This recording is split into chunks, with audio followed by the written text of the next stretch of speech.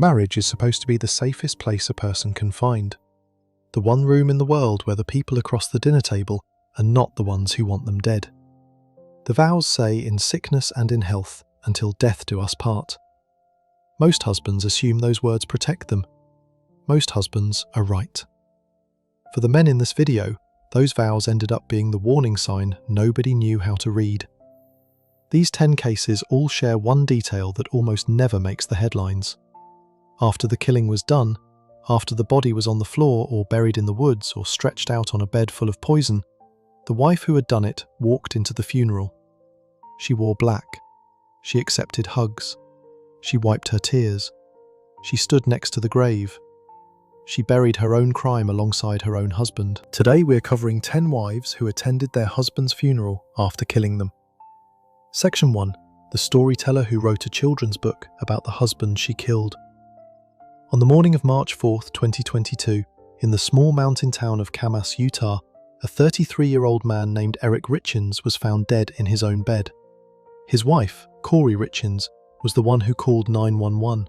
She told the dispatcher that she had rolled over to put her arm around him and his body felt cold to the touch. She compared the feeling to laying her arm across a cement brick. Kouri was 39 years old. He left behind 3 young sons. Carter was 9, Ashton was 7, Weston was 5. They were the kind of boys who still climbed into bed with their parents during thunderstorms. By the end of that day, they no longer had a father. By the end of the year, their mother would be on local television, holding a children's book she had written about losing him. Kouri Richins was the kind of man people described in the same way every time. A family man, a devoted father, a hard worker. He co-owned a stonemasonry business in Utah, the type of company where the boss knew every worker by name and stayed late to finish a job. His friends remembered him for showing up, for pitching in, for making sure his boys had every chance he never had. According to his obituary, he strove to be the absolute best father and husband he could be. Anyone who watched him with his sons believed it. He took them hiking. He coached their sports. He showed up at school events. He was the parent the other parents quietly envied. His marriage to Kouri looked, from the outside, like a happy one. They had been together for 9 years. They had 3 healthy children. They lived in a beautiful home in a quiet part of Utah. They went on vacations. They took family pictures. They posted them online. Kouri ran her own real estate business, Kouri Richins Realty, which she had started in 2019. She bought houses, fixed them up, and sold them for a profit. She seemed driven. She seemed successful. Her family later said that at the time of Kouri's death, the couple were in one of the best places they had been in years. But behind the front door, the marriage was rotting from the inside. Kouri had grown suspicious of his wife in ways that made him afraid for his own life. By 2020, Kouri had begun consulting with lawyers. He spoke to a divorce attorney. He spoke to an estate planning attorney. He set up a living trust that placed his entire estate under the control of his sister Katie if he died. He moved his share of the family business into the trust as well. He had decided that if anything happened to him, he did not want his wife controlling his money or his children's future. He told this to his family directly. He told them that if anything ever happened to him, his wife was to blame. Kouri had reasons to feel this way. According to his sister, the couple had taken a trip to Greece a few years earlier. While they were there, Kouri made him a drink. He drank it. Within minutes, he became violently ill. He called his sister from his hotel room, frightened, telling her he believed his wife had just tried to poison him. He survived. He came home. He kept the suspicion to himself for a long time, but he started moving his money. He started building walls. What Kouri did not know, and what his family would only learn after his death, was that his wife was already drowning. Her real estate business was bleeding millions of dollars in debt. Court papers later revealed that she had stolen money from his accounts. She had used a fake legal document to take out a $250,000 home equity loan against the family house, without his knowledge. She had also taken out several life insurance policies on him. One of them she signed his name to. She had become the sole person who would benefit if her husband died. The total payout if Kouri died came to around $2 million. She also had a boyfriend. His name was Robert Joshua Grossman. The two had been involved in an affair for years. They flipped houses together. They sent each other text messages that prosecutors would later read aloud in court. In one of them, sent on February 15, 2022, Kouri wrote that if she were divorced right now and asked him to marry her tomorrow, would he say yes? In another, sent days later, she told him she just wanted him to be there with her, watching murder documentaries on the couch. In another, she said that if her husband could just go away, life would be perfect. 3 weeks after she sent that last message, Kouri Richins was dead. The Valentine's Day before his death, Kouri left her husband a sandwich and a love note before going out to meet her boyfriend. Eric ate the sandwich. Within hours, he broke out in hives. His face swelled up. He had trouble breathing. He used his son's emergency injection pen and managed to sleep through the worst of it. He told a friend the next day that he believed his wife had just tried to poison him for a second time. He survived, again. He did not call the police. He did not leave the house. He went back to work. He kept doing what fathers like him do, which is keep going for the children. A housekeeper who worked in the Richins home was the link to the drugs. Her name was Carmen Lorber. She testified that in early 2022, Kouri came to her asking for what she called the Michael Jackson stuff. The phrase was meant to refer to the powerful pain medication that had killed the singer Michael Jackson years before. Carmen knew a man who sold drugs. She bought pills for Kouri. The first time, she bought more than 15 of them on February 11th. The second time, she bought another batch on February 26th. 6 days after the second purchase, Kouri Richins was dead. The night Eric died, Kouri later told investigators she had brought drinks up to their bedroom to celebrate the closing of a real estate deal. She made him a Moscow Mule, which is a drink mixed with vodka, ginger beer, and lime. The cocktail had something else in it too. The medical examiner would later find that Eric had a level of fentanyl in his blood that was 5 times the amount needed to kill a person. He had no history of taking that drug. There was no fentanyl in the gummies in his house. There was no drug equipment near his body. There was just the empty cocktail glass on the nightstand and his cold body in the bed. Kouri told police that one of their sons had a bad dream that night, so she went to sleep in his room around 9:30 in the evening. She said when she came back to the bedroom around 3:30 in the morning, she found her husband dead.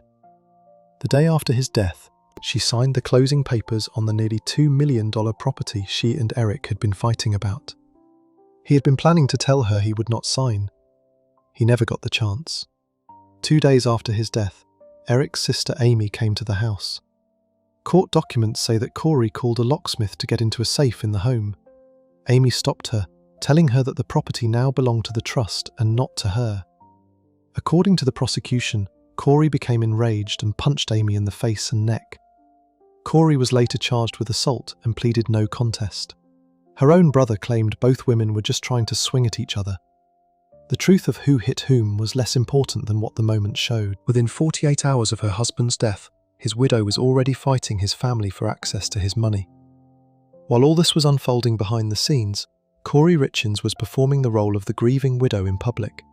She told everyone that Eric had died from a brain aneurysm. She accepted condolences. She comforted her children. She took family photos at the funeral. She dressed in black. She thanked everyone who reached out. To the outside world, she looked like a woman who had just lost the love of her life. The story she told was clean. It was simple. It was tragic. And for almost a full year, the world believed her. Then she wrote a book. In March 2023, almost exactly 1 year to the day after Eric's death, Kouri Richins published a children's book called Are You With Me?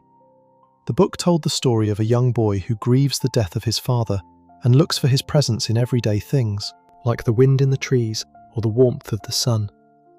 She paid a ghostwriting company to write it for her. She put her own name on the cover as the author. She said in interviews that she wrote it because she could not find any books to read to her sons at night that helped them deal with what had just happened to their family. In April 2023, she went on a local Utah lifestyle show called Good Things Utah to promote the book. She sat on a bright television set in a soft sweater, smiling gently into the camera. She said that her husband was still with the family in a different way. She said that just because he was not present physically, that did not mean his presence was not there. She said she wanted to help her children understand what had happened. She held the book up for the camera. She had become a published author. She had become a face of grief. Behind the scenes, investigators had been quietly building a case against her for months. Less than a month after that television interview, on May 8, 2023, Kouri Richins was arrested. She was charged with the murder of her husband, attempted murder for the Valentine's Day sandwich, 2 counts of insurance fraud, and forgery. Her trial began in February 2026. It lasted weeks. The prosecution called more than 40 witnesses. They showed the jury her text messages with her boyfriend. They showed them the deleted phone history. They showed them the searches she made after Eric's death, including one for what poisoning gets listed as on a death certificate, and another for what women's prisons in Utah were like. They played the 911 call, where the lead prosecutor told the jury that what they were hearing was not the sound of a wife becoming a widow.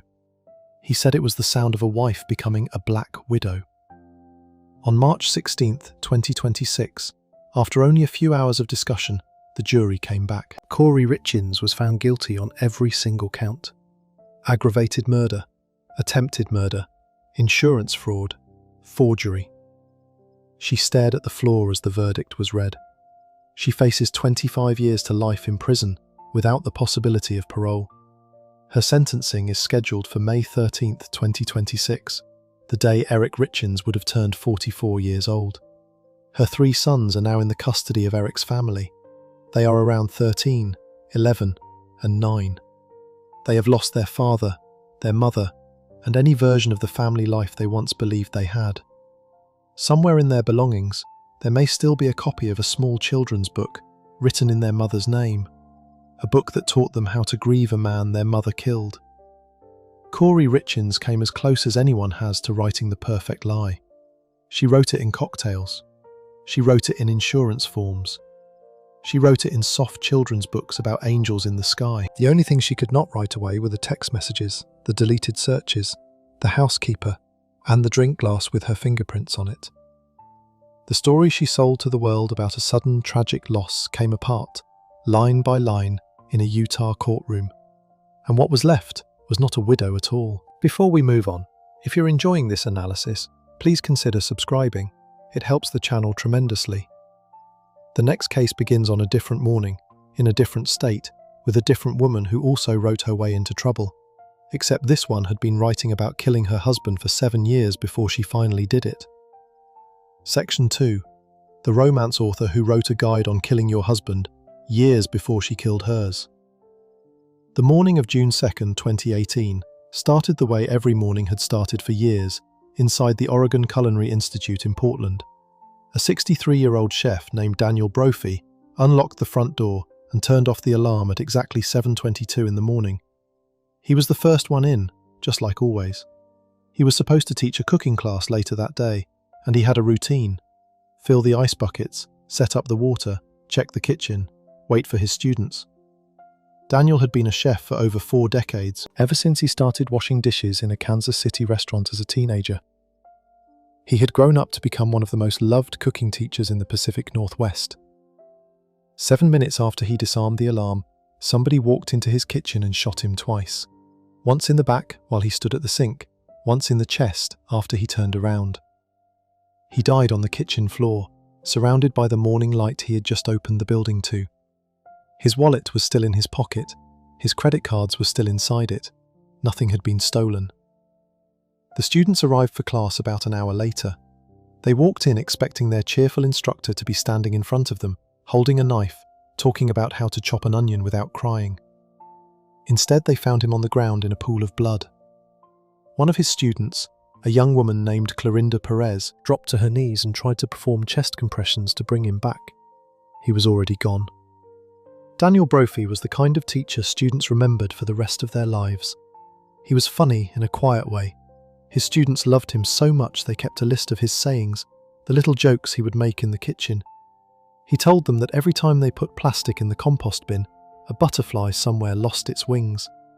He told them that eggs were sensitive and not to curse at them because eggs lacked feelings. He told them his last meal would probably be a peanut butter and jelly sandwich from his pocket, eaten while he was lost in the woods foraging for mushrooms. He was a beekeeper. He was a master gardener. He had a degree in marine biology in addition to his cooking career. He had been with his wife Nancy for over 25 years. His wife Nancy was a romance novelist. Nancy Crampton Brophy was 68 years old at the time of her husband's death. She wrote self-published romance and crime novels with titles like The Wrong Husband, The Wrong Brother, and The Wrong Cop. Her books did not sell very well. Most of her income depended on her husband. He worked long hours teaching cooking classes. She wrote at home, surrounded by their dogs and chickens. To the outside world, the couple looked happy. Their friends believed they had one of the better marriages in their circle. Their niece would later say in court that Nancy and Daniel had the kind of relationship that made her think marriage might not be such a bad idea. But 7 years before her husband was found dead in that kitchen, Nancy Crampton Brophy had sat down at her computer and written a 700-word essay. She published it on a romance writing blog in November 2011. The title was How to Murder Your Husband. The essay walked through different ways a wife could kill her husband and not get caught. She wrote about poisons. She wrote about guns. She wrote about firing a husband and replacing him. In one line, she wrote that if the murder was supposed to set her free, she did not want to spend any time in jail because orange jumpsuits were not her colour. She presented it as a thought experiment, a romance writer wondering, on paper, how a fictional wife might solve a fictional husband problem. The essay sat online for years. Almost no one read it. When Daniel Brophy was found dead in his kitchen, his wife was nowhere on the radar of investigators. There was no obvious motive. There were no fingerprints. There was no weapon left at the scene. The shell casings on the floor came from a 9mm handgun, but the gun itself was missing. The Brophies had been married for over a quarter of a century. Friends described them as inseparable. 2 days after the murder, hundreds of people gathered for a candlelight vigil at the culinary school where he had worked. His students came, his co-workers came, his friends came, his wife came too. She stood in front of all of them, holding her hands together, and gave a speech about her husband. She told the crowd that Dan was one of the very few people she had known who had figured out exactly what he wanted to do in life and had loved doing it. She wept.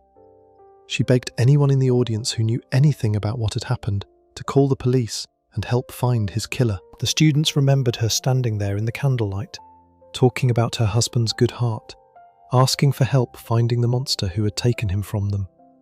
One of his former students, a young man named Travis Richards, would later say that watching her there, knowing what he eventually learned, made him feel sick. He said the fact that she even showed up at the place where her husband was killed after what she did was hard to think about. Nancy Crampton Brophy posted on her social media accounts the day after the murder. She wrote that she had sad news to share. She told her followers that her husband and best friend, Chef Dan Brophy, had been killed the previous morning. She apologised to anyone close to her who deserved a phone call instead of a public post.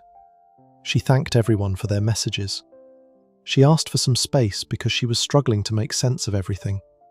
She closed her message with a quiet, "Thank you." Behind that public face, a different story was building. The Brophies were drowning in money problems. They had fallen behind on their mortgage. They owed more than $8,000 in late payments on their house alone. They had drained roughly half of his retirement savings just months before his death, taking out $35,000 from his 401k account to pay credit card bills. Nancy's writing income was small. The couple was, in the words of one financial expert who later testified at her trial, teetering on the edge of a financial cliff. If Daniel Brophy died, his wife stood to gain a great deal of money. She held multiple life insurance policies on her husband. The total payout came to around $1.4 million.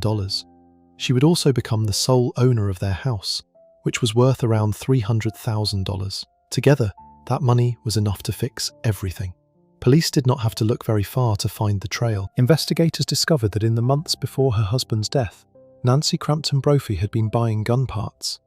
She had purchased a slide and a barrel for a Glock pistol on eBay. She had also bought what is called a ghost gun kit, which is a set of parts that can be put together at home to build a working firearm without any official record of the gun ever being made. These kits are unregistered. The guns built from them cannot be traced. Police found these parts later hidden in one of her storage units. The actual gun used to kill Daniel was never found. Investigators believed she had switched out the barrel, thrown the original away, and kept the rest. Then they found the surveillance video. In the days after the murder, Nancy had told the police that on the morning her husband was killed, she had been at home. She said she walked the dogs. She said she took a shower. She said she sat down to write. She said she had been nowhere near the culinary school. 2 years later, in 2020, investigators went back through traffic camera footage from businesses near the building. They found a grey minivan that looked just like the one Nancy drove. The video showed the minivan arriving in the area near the Oregon Culinary Institute at the exact time Daniel was being killed inside. The camera caught it leaving again at 7:29 in the morning, just minutes after Daniel had been shot. There was no other grey minivan that matched. When she was finally arrested on September 5, 2018, 3 months after the murder, she pleaded not guilty. She insisted she had nothing to do with it. She would spend the next 4 years in jail waiting for her trial. The trial began on April 4, 2022. It lasted about 7 weeks. The judge made one important ruling on the very first day. He ruled that her old essay, the one called How to Murder Your Husband, would not be allowed in front of the jury. He said the essay had been written years before and that letting the jury read it might unfairly turn them against her.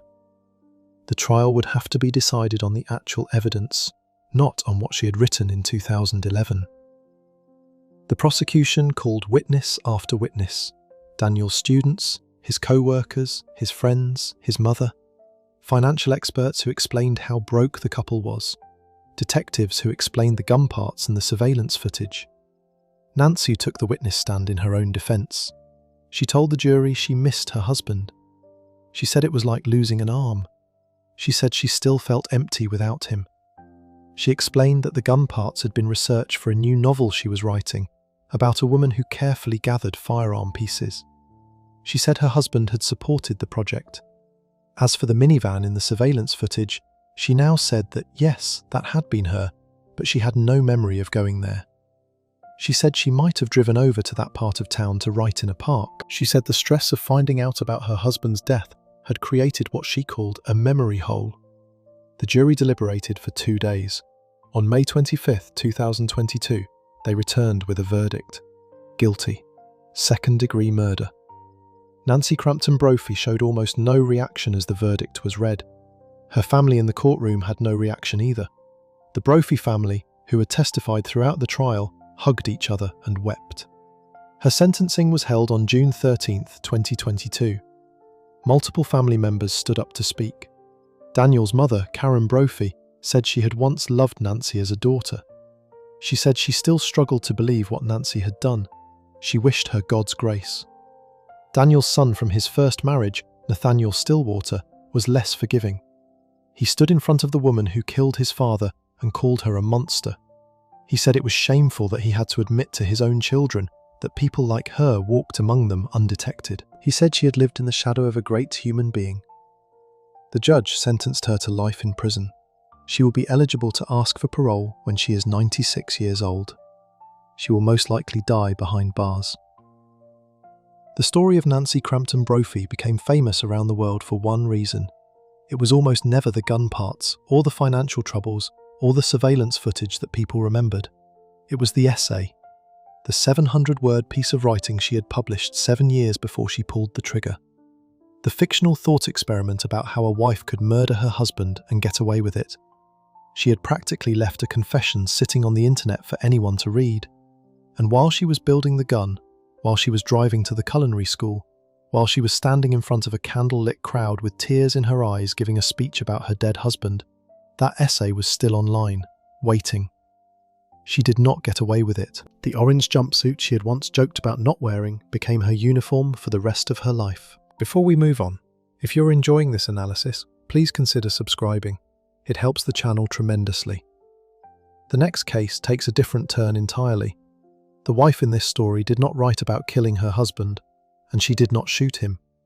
What she did instead was sit calmly in her own kitchen, smile at the police, and slowly feed her husband poison through a turkey baster while their headstones were already being chosen.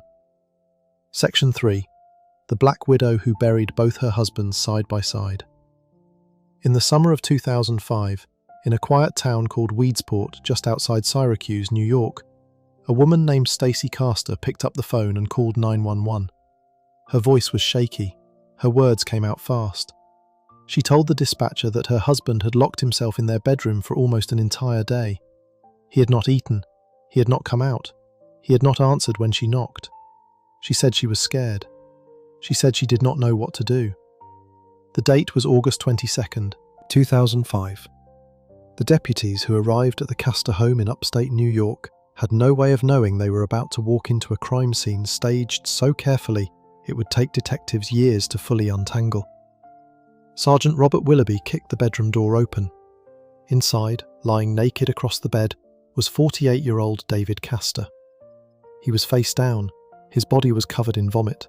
The mattress beneath him was soaked. The room smelled of sickness. On the nightstand sat a glass filled with a bright green liquid. On the floor beneath the bed sat an open container of antifreeze, the kind people pour into their car engines in the winter to keep them from freezing. There was no note, there was no letter. There was just a dead man and a poisonous green drink. As the officers moved into the room, Stacy Caster stood in the hallway and screamed that he was not dead, that he could not be dead, that they had to do something. David Caster was the kind of man who built things with his hands. He owned and ran an air conditioning installation and repair company in Syracuse. He had been married before. He had a son from his first marriage named David Jr. He liked hunting. He kept a gun under his bed for protection. He was practical, quiet, and reliable. Friends described him as a steady person who showed up for the people he loved. He had married Stacy in 2003, just 2 years before he was found dead. They had met at his company. She had come to work for him as his office manager. She had 2 daughters from her own first marriage, named Ashley and Bree. The blended family had looked, at least from a distance, like a fresh start for both of them. Stacy had been married once before too. Her first husband was a man named Michael Wallace. He was the father of her 2 daughters. She had married him in 1985 when she was just 17 years old. They had been together for 15 years before he died suddenly in January 2000 at the age of 38. The cause of death listed at the time was a heart attack. Stacy told the family she did not want an autopsy performed. She said her husband had been cut up enough by hospitals during his life. The family agreed. Michael Wallace was buried without anyone ever looking inside his body. 3 years later, Stacy was remarried. Now her second husband was dead too. The medical examiner ran his tests on David Caster's body. The cause of death was confirmed as poisoning by ethylene glycol, which is the chemical that makes antifreeze deadly. His official ruling was suicide. The case looked open and shut. A man with a gun in his house had chosen to kill himself with poison instead. The case was about to be closed and filed away, but one detective, a man named Dominic Spinelli, was not satisfied with the story. He had questions that did not fit the suicide ruling. Antifreeze is one of the worst ways anyone could ever choose to die. It can take up to 3 full days to kill a person. The body shuts down slowly. Organs fail one at a time. The pain is reportedly enormous. Detective Spinelli could not understand why a man with a loaded firearm under his bed would choose this slow, agonizing method when he could have ended his life in a single second. There was also no note. People who decide to take their own lives almost always leave a note behind. David Caster left nothing. Detective Spinelli sent the items from the bedroom to the crime lab. The glass of green liquid came back with a clear set of fingerprints, 3 of them, all on the bottom of the glass, in a position that suggested somebody had been holding the cup, as if to lift it to another person's mouth. The fingerprints did not belong to David. They belonged only to Stacy. Then deputies searched the rest of the house. In the kitchen trash can they found something that made the case shift in an instant. It was a turkey baster, the kind people use in their kitchens to pour juices over a turkey while it cooks in the oven. The tip of the turkey baster carried David's DNA. The handle did not. There were also traces of antifreeze inside it. The picture became impossible to ignore. Somebody had poured antifreeze into the turkey baster, held it to David's mouth while he was too weak to fight, and squirted the poison directly down his throat to finish him off. The killer had not held the glass to his lips. The killer had used a baster like a syringe, and the only fingerprints anywhere near that bedroom belonged to his wife. A few days after his death, Stacy buried David Caster at a local cemetery. She did not bury him in his family plot. She did not bury him with his parents. She buried him in a brand new spot she had chosen herself. The plot she chose was directly next to the grave of her first husband, Michael Wallace. The two men, both her husbands, both dead before the age of 50, were now lying side by side under matching headstones. At the funeral on August 25, 2005, detectives stood in the back of the cemetery and watched the grieving widow accept condolences. One of Michael Wallace's relatives, a man named Jonathan Corbett, stared at the two stones together and made a comment that stuck with everyone. He asked whether Stacy was starting some kind of collection. After the funeral, investigators decided to do something quietly. They placed hidden cameras at the cemetery. They wanted to see if Stacy ever came back to visit the graves of either husband. Their reasoning was simple. A truly grieving widow would visit. A woman with two beloved dead men buried just a few feet apart would come and sit by them, leave flowers, talk to them, mourn. The cameras stayed on for weeks, then months. Stacy Caster never came back. Not once. Not for either husband. The detectives now had a strong suspicion that the same killer had taken both men. They needed proof. The only way to get it was to dig up Michael Wallace's body. In September 2007, almost 2 years after David's death, they secretly got permission and exhumed Michael's remains. They tested his tissues. The results were devastating. Michael Wallace had also died of antifreeze poisoning. His kidneys carried the same telltale crystals as David's. The hidden killer had used the same weapon twice, 7 years apart. In September 2007, detectives brought Stacy in for questioning. She tried to stay calm. She made small mistakes. She mentioned that she had once watched a news story about a woman named Lynn Turner who had killed 2 men with antifreeze, and that David must have gotten the idea from that show. She also mispronounced antifreeze. She said the word as antifree, leaving off the last syllable. The detectives noted it in their files. She asked for a lawyer and walked out. They could not arrest her yet. They needed one more piece. Then she did something nobody saw coming. A week after that interview, Stacy Caster called 911 again. This time she said her own daughter, 20-year-old Ashley Wallace, had taken pills and was unresponsive. Paramedics rushed Ashley to the hospital and saved her life. While doctors worked on her, detectives went to the Caster home. They found a typed suicide note next to Ashley's bed. The note was a confession. In it, Ashley supposedly admitted to killing both her father Michael and her stepfather David. She supposedly said she could not live with what she had done. Detectives read the note carefully. They noticed the word antifreeze appeared 4 times. Each time it was spelled as antifree with no last syllable. The exact same way Stacy had said it during her interview. The note also carried Stacy's fingerprints, not Ashley's. They searched the home computer and found multiple drafts of the note in the system, all written by Stacy. She had tried to kill her own 20-year-old daughter to frame her for both murders. Ashley survived.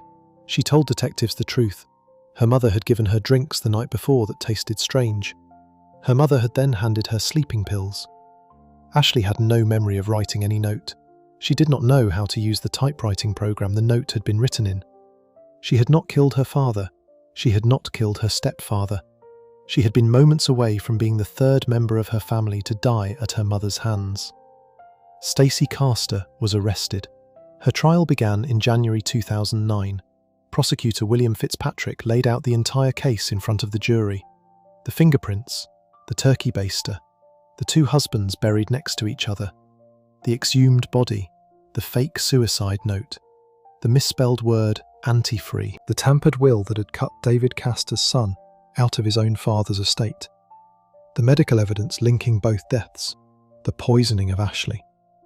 On February 5, 2009, the jury came back with their decision. Stacy Caster was found guilty of second-degree murder for the killing of David Caster. She was found guilty of attempted second-degree murder for the poisoning of her own daughter. She was found guilty of forging David's will. She closed her eyes as the verdicts were read. A month later, the judge sentenced her to 51 years to life in prison. He told her in open court that he had never, in his entire career as a judge, seen a parent attempt to murder their own child to cover up a crime they themselves had committed.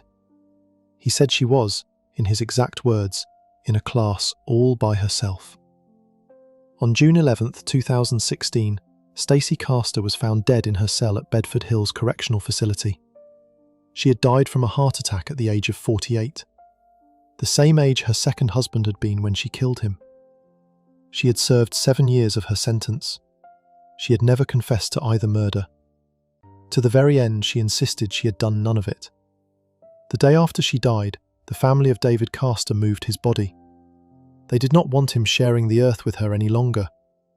They had his remains dug up and reburied in another part of the cemetery, far away from Michael Wallace's plot. The collection she had started was finally broken up. Her daughter Ashley grew up, survived, spoke out publicly. She told reporters she was glad her mother could no longer hurt anyone.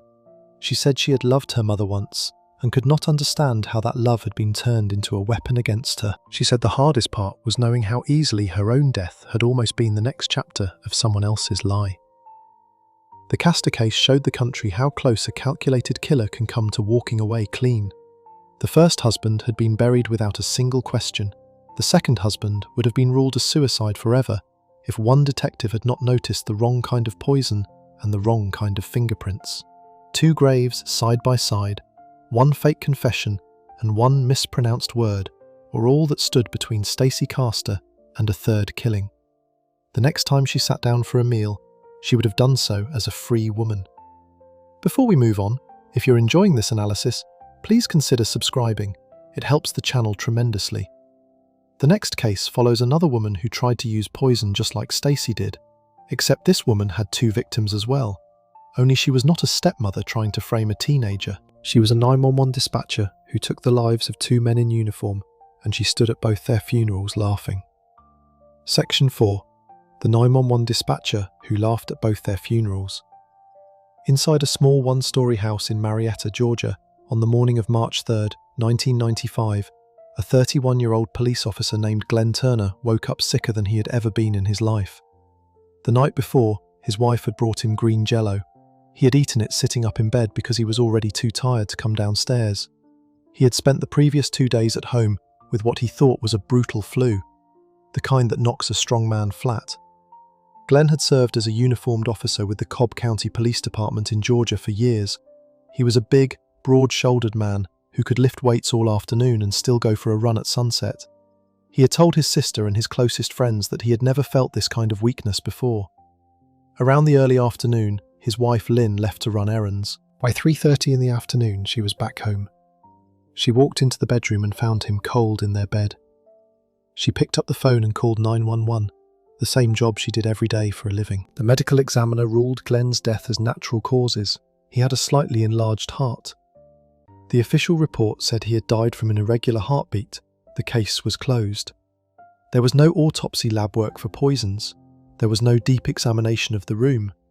There was a young widow standing in the hallway weeping into her hands, a healthy young cop dead in his own bed, and a paperwork explanation that sounded sad but reasonable. He was 31 years old. He was buried in his police uniform with his badge on his chest. Hundreds of officers came to the funeral. They saluted his casket. They lined the streets in dress blues. They watched his widow accept the folded flag. His widow stood in the back of the receiving line. According to family members and friends who attended the service, she did not cry. She giggled with her friends. She joked. People who watched her later described her behaviour as ice cold. They did not understand it at the time. They told themselves grief affects people in different ways. Some women cry. Some women shut down. Some women laugh because they cannot process the pain. They gave Lynn Turner the benefit of the doubt. Lynn Turner was not a grieving widow at all. She was already living a second life behind her husband's back. Her real name was Julia Lynn Womack. She had been adopted as a baby and grew up in North Georgia. As an adult, she went by Lynn. She worked as a 911 dispatcher for the Cobb County Police Department, the same department where her husband worked. The two had met through that job. They had married in 1993. From the outside, they looked like the perfect law enforcement couple, both in uniform, both serving the public, both working long shifts. But by 1994, Lynn was already cheating on her husband with another man in another county. His name was Randy Thompson. He was a firefighter in Forsyth County, Georgia. He was strong, kind, easygoing, and had no idea the woman he was sleeping with was married to a police officer. Glenn was not a stupid man. He had figured out his wife was lying to him. He told his closest friends that he was planning to leave her. He had already spoken about filing for divorce.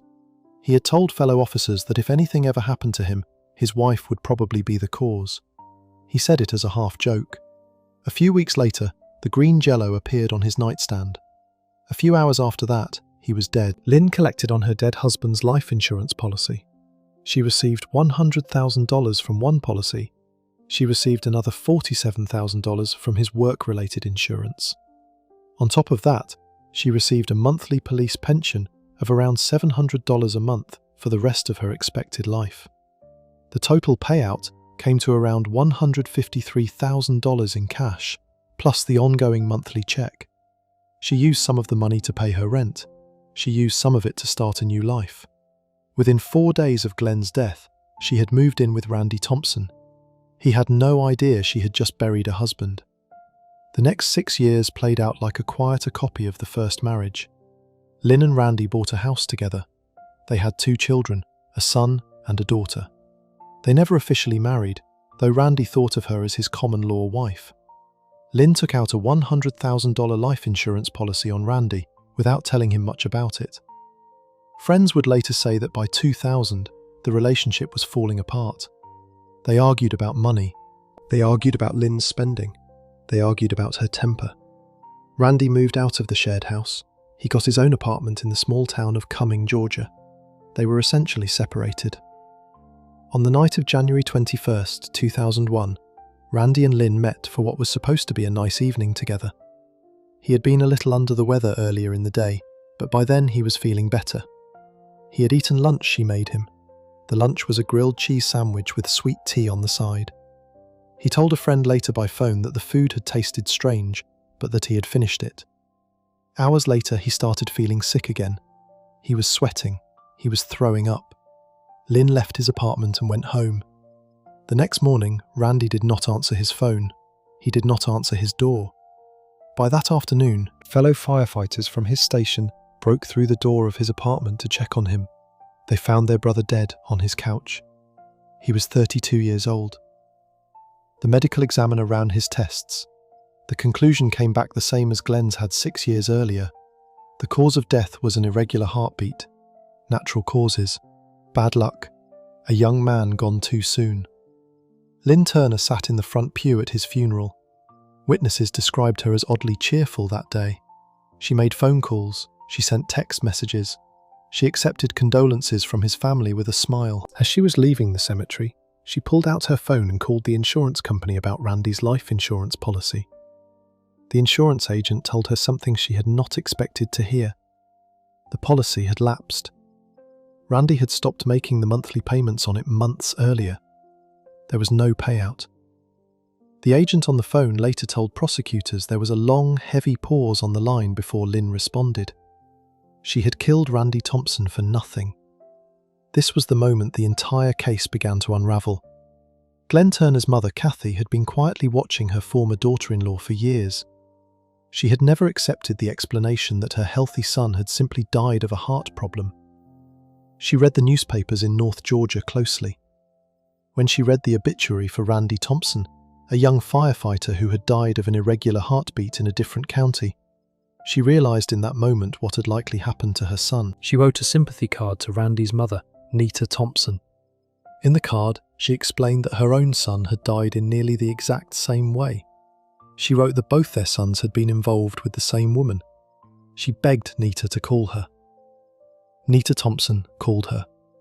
The two grieving mothers compared notes. Then they both called the police. In June 2001, Cobb County Police officially reopened the case of Glenn Turner's death. At the same time, police in Forsyth County reopened the case of Randy Thompson's death. The Georgia Bureau of Investigation came in to help.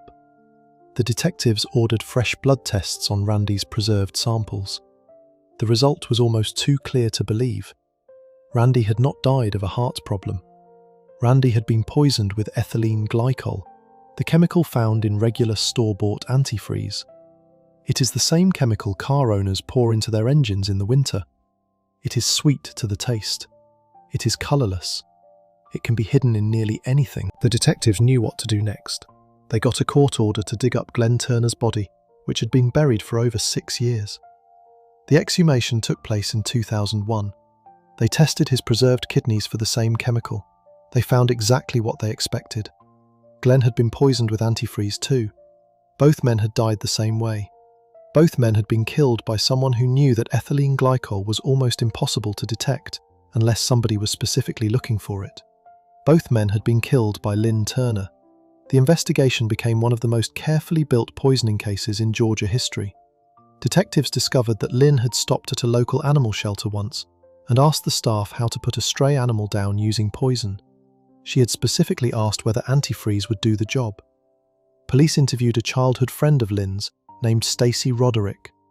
Stacy testified that Lynn had told her about giving Glenn green jello on the morning of his death. Crime scene photos taken at Glenn's house 6 years earlier showed an open container of antifreeze sitting in the garage in plain sight. No one had thought twice about it at the time. Lynn Turner was arrested for Glenn's murder in November 2002. Her trial began in February 2004. The trial had to be moved out of Cobb County because too many people there had heard of the case. A jury in Houston County listened to weeks of evidence. They heard from the medical examiner, they heard from Glenn's friends, they heard about the insurance money, they heard about the affair with Randy. On May 14, 2004, the jury found Lynn Turner guilty of murdering her husband. She was sentenced to life in prison. She was tried again 3 years later for the murder of Randy Thompson. That trial began in January 2007. The state asked for the death penalty. The trial had to be moved again, this time all the way across the state to Whitfield County. Prosecutors laid out the second case the same way they had laid out the first. The same poison, the same pattern, the same calculated woman who had served the public as a 911 dispatcher while quietly killing the men who loved her. On March 24, 2007, the jury came back with their verdict: guilty of malice murder. 3 days later, the same jury chose to spare her life. She was sentenced to a second consecutive sentence of life in prison without the possibility of parole. Lynn Turner spent only 3 years inside Georgia's Metro State Prison. On the morning of August 30, 2010, prison guards found her dead in her cell. She was 42 years old. She had taken a deliberate overdose of her own blood pressure medication, which she had quietly stockpiled for weeks. Her death was ruled a suicide. The woman who had poisoned 2 men with a chemical found inside every garage in America had ended her own life with a chemical sitting on her own bedside table. Her 2 children with Randy Thompson were left in the custody of Lynn's mother. Glenn Turner's family and Randy Thompson's family never met those children again. The 2 families that had been brought together by tragedy, by sympathy cards, by shared grief, never stopped being grateful that their 2 mothers had picked up the phone that day. Without those 2 phone calls, Lynn Turner would have walked away with another man, another insurance policy, and another grave in another small Georgia cemetery. The story of Lynn Turner became the textbook example for a generation of detectives. 2 healthy young men in 2 different uniforms, dying the same way, 6 years apart, in 2 different counties. All because 2 grieving mothers refused to believe that lightning had struck twice. The most chilling part was not the antifreeze. It was not the insurance policy. It was the picture of Lynn standing at both funerals, smiling, joking, working the phone. A 911 dispatcher. A woman trained to be the calm voice in the worst moments of strangers' lives. A woman trained to talk husbands and wives through their final breaths over the phone. She had used the same calmness to sit at the funerals of 2 men she had killed and play the part of the heartbroken widow without breaking a sweat. Before we move on, if you're enjoying this analysis, please consider subscribing. It helps the channel tremendously. The next case brings the attention back to a different kind of performance. In this story, the wife was not a 911 dispatcher. She was a high school media coordinator from New Hampshire who decided that a divorce was too expensive and too messy. She had a much faster solution in mind, and she found it in the eyes of a 15-year-old boy. Section 5. The school teacher who convinced a 15-year-old boy to kill her husband. In the small town of Derry, New Hampshire, on the evening of May 1, 1990, a 24-year-old man named Greg Smart pulled his car into the parking lot of the condo he shared with his new wife. He had just returned from work. He had been married for less than a year. His first wedding anniversary was only 9 days away. He stepped out of his car, walked toward his front door, and put his key in the lock. Inside the condo, 2 teenage boys were waiting for him. One of them was 16 years old. The other was 17. They had been hiding inside Greg's home for over an hour. The moment he walked through the door, they grabbed him. The older boy held a kitchen knife to his throat. The younger boy walked behind him, raised a hollow-point bullet to the back of Greg's head, and pulled the trigger. Greg was forced down to his knees in his own front hallway. He begged for his life. He told them he loved his wife. He told them his wife loved him. He was 24 years old. The bullet went into the back of his head and killed him instantly. The teenagers ran out the back of the condo. They jumped into a waiting car parked 1 street over. The driver was 18 years old. The passenger in the car was 19. All 4 of these boys were students or recent graduates from a public high school in southern New Hampshire. They drove away from the murder scene listening to music. One of them later said it felt like they had just watched a movie scene. The killing had taken less than 2 minutes from start to finish. The young woman who had ordered the killing was sitting in a meeting at her workplace at that exact moment. Her name was Pamela Smart. She was 22 years old. She had been the wife of Greg Smart for 12 months and 3 weeks. She came home from her meeting just before 10 in the evening. She walked up to her front door. She walked inside. She found her husband lying face down in the foyer of their condo with a bullet hole in his head. She picked up the phone. She called 911. She screamed into the receiver that her husband had been murdered. The first patrol officer arrived within minutes. He found her standing in the entryway with the receiver still in her hand. The first thing the responding officer noticed was how quickly Pamela's tears stopped. She told the police her condo had been broken into.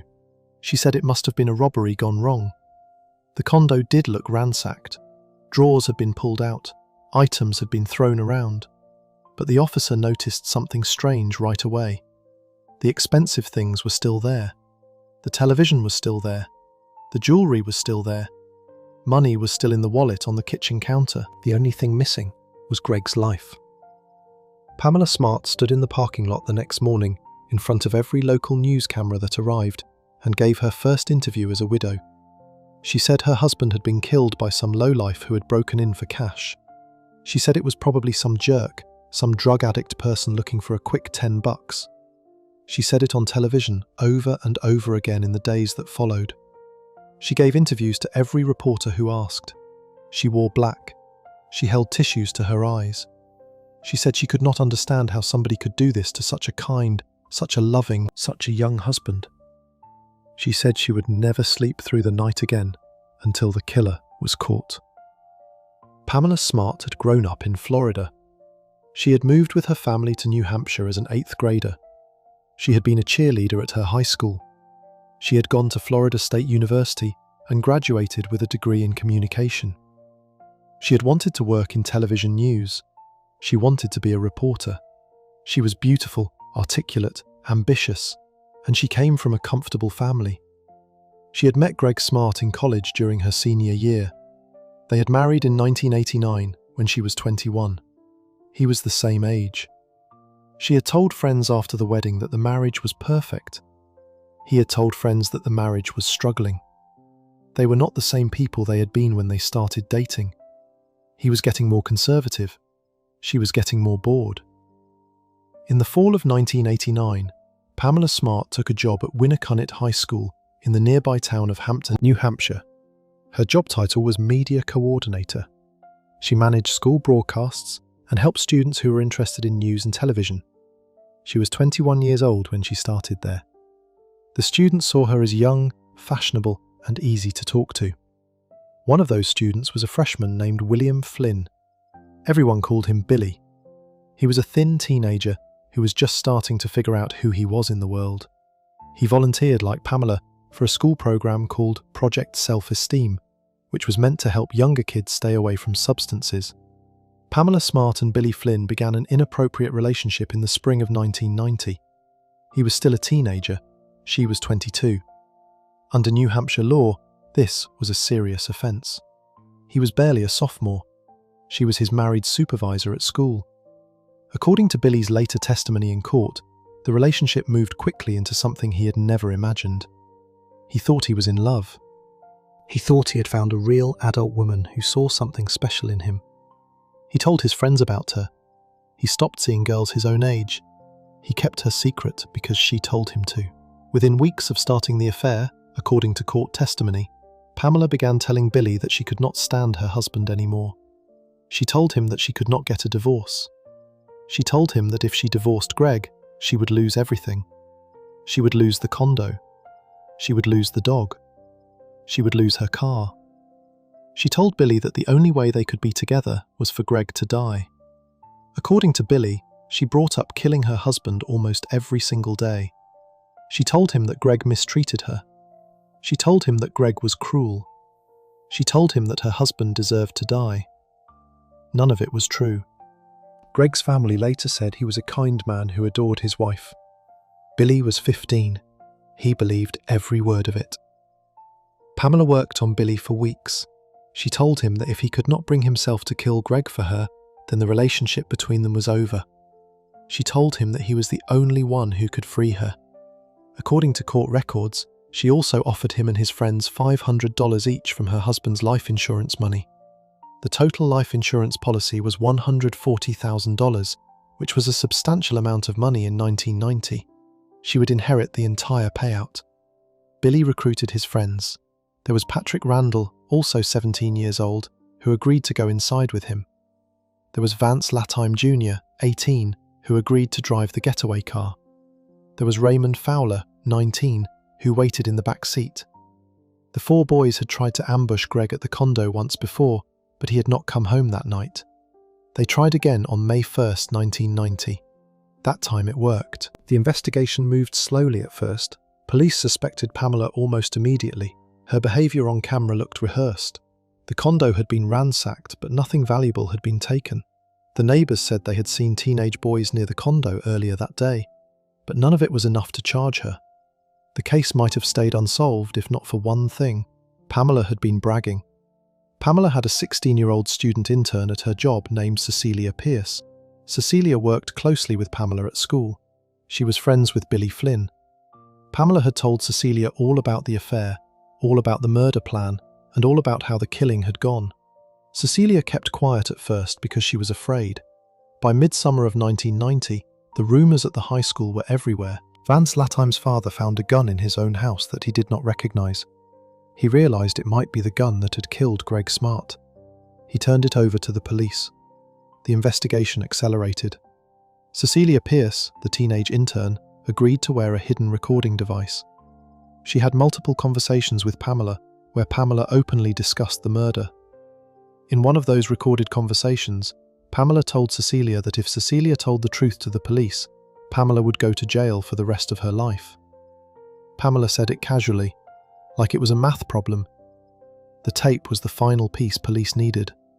On August 1st, 1990, just 3 months after Greg Smart's murder, Detective Daniel Pelletier walked up to Pamela Smart in her school's parking lot. He told her the good news was that her husband's murder had been solved. The bad news was that she was under arrest. Pamela was charged with first-degree murder, conspiracy to murder, and tampering with a witness. The trial of Pamela Smart began on March 4th, 1991, in Rockingham County Superior Court in Exeter, New Hampshire. It was one of the first trials in American history to be broadcast live on television from inside the courtroom. The country watched every minute of it. The local TV station even pushed daytime soap operas off the air to air the trial. The world saw Billy Flynn cry on the witness stand as he described how he had killed Greg Smart for the woman he thought loved him. He said she was beautiful, intelligent, an adult, and she liked him. He said she had told him their only choice was to kill her husband. The world saw Pamela Smart take the stand in her own defense and deny everything. She said she had loved Greg. She said the affair had been a mistake, but she had ended it. She said the boys had killed Greg on their own. The jury did not believe her. After 13 hours of discussion, on March 22, 1991, they found her guilty on every charge. She was sentenced to life in prison without the possibility of parole. She was 23 years old. Billy Flynn pled guilty to second-degree murder. He was sentenced to life with parole eligibility after 28 years. So was Patrick Randall. The driver, Vance Latime, got 18 years to life. The passenger, Raymond Fowler, got 15 to 30 years. Every one of those teenage boys has since been released from prison. Billy Flynn walked out of prison on June 4, 2015, on his 41st birthday. He had served almost exactly 25 years. Pamela Smart is the only person involved in the killing who is still inside. She is currently serving her sentence at Bedford Hills Correctional Facility in New York. She is now in her late 50s. She has earned 3 master's degrees behind bars. She has earned a doctorate in ministry. She has been a model prisoner for over 35 years. She maintained her innocence for almost 3 decades. In 2024, for the first time, she finally said in a videotaped statement that she accepted responsibility for her husband's death. She said she had become comfortable in her own warped logic. She said she was the one to blame for his absence from this world. The Smart family was not impressed. They pointed out she had never said his name in the video, not once.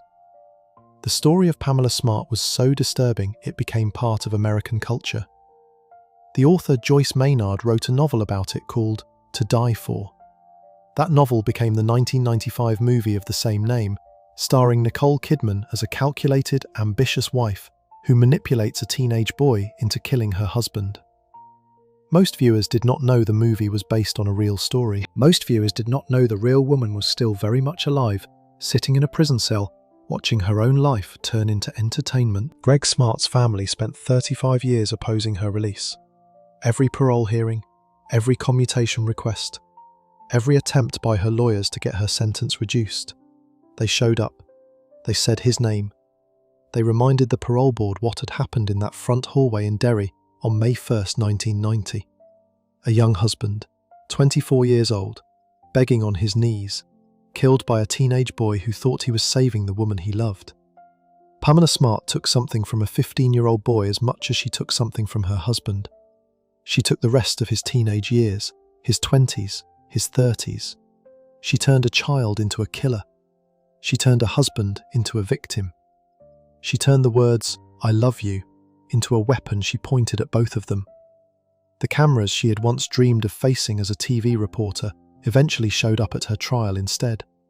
She got the famous face she always wanted, just not in the way she had imagined. Before we move on, if you're enjoying this analysis, please consider subscribing. It helps the channel tremendously. The next case takes the story south, to a quiet lake in Florida, where another wife arranged a memorial service for her husband and asked everyone to wear bright colours instead of black. She told the world he had been eaten by alligators. She would marry his best friend 5 years later, and the truth of what really happened to him would stay hidden in the woods for almost 2 decades. Section 6. The wife who buried her husband twice. In the dark hours before sunrise on December 16, 2000, a 31-year-old man named Mike Williams pulled his boat trailer out of his driveway in Tallahassee, Florida. He was going duck hunting at Lake Seminole, a large reservoir on the border of Florida and Georgia. He drove there often. He had been hunting since he was a 15-year-old kid. The lake was about an hour and a half from his house. Mike had told his wife Denise that he would be home before lunchtime. They had big plans for that evening. It was their 6th wedding anniversary. They were supposed to drive down to the small coastal town of Apalachicola, check into a beautiful old hotel, have dinner together, and celebrate 6 years of marriage. Their 18-month-old daughter Ansley was at home in her crib. Mike kissed her sleeping forehead before he left. He never came back through that front door again. By noon, Denise was on the phone with her father. She told him Mike had not returned. Within hours, his work boss and a search team had been called. Mike's truck and boat trailer were found at a remote boat launch on the Florida side of Lake Seminole. The boat itself was found floating empty along the shoreline a short distance away. His shotgun was still inside the boat. His decoys were still inside the boat. There was no sign of Mike. The state ordered one of the largest water searches in Florida history. Helicopters circled the lake. Divers swept the bottom. Boats covered every inch of the shore.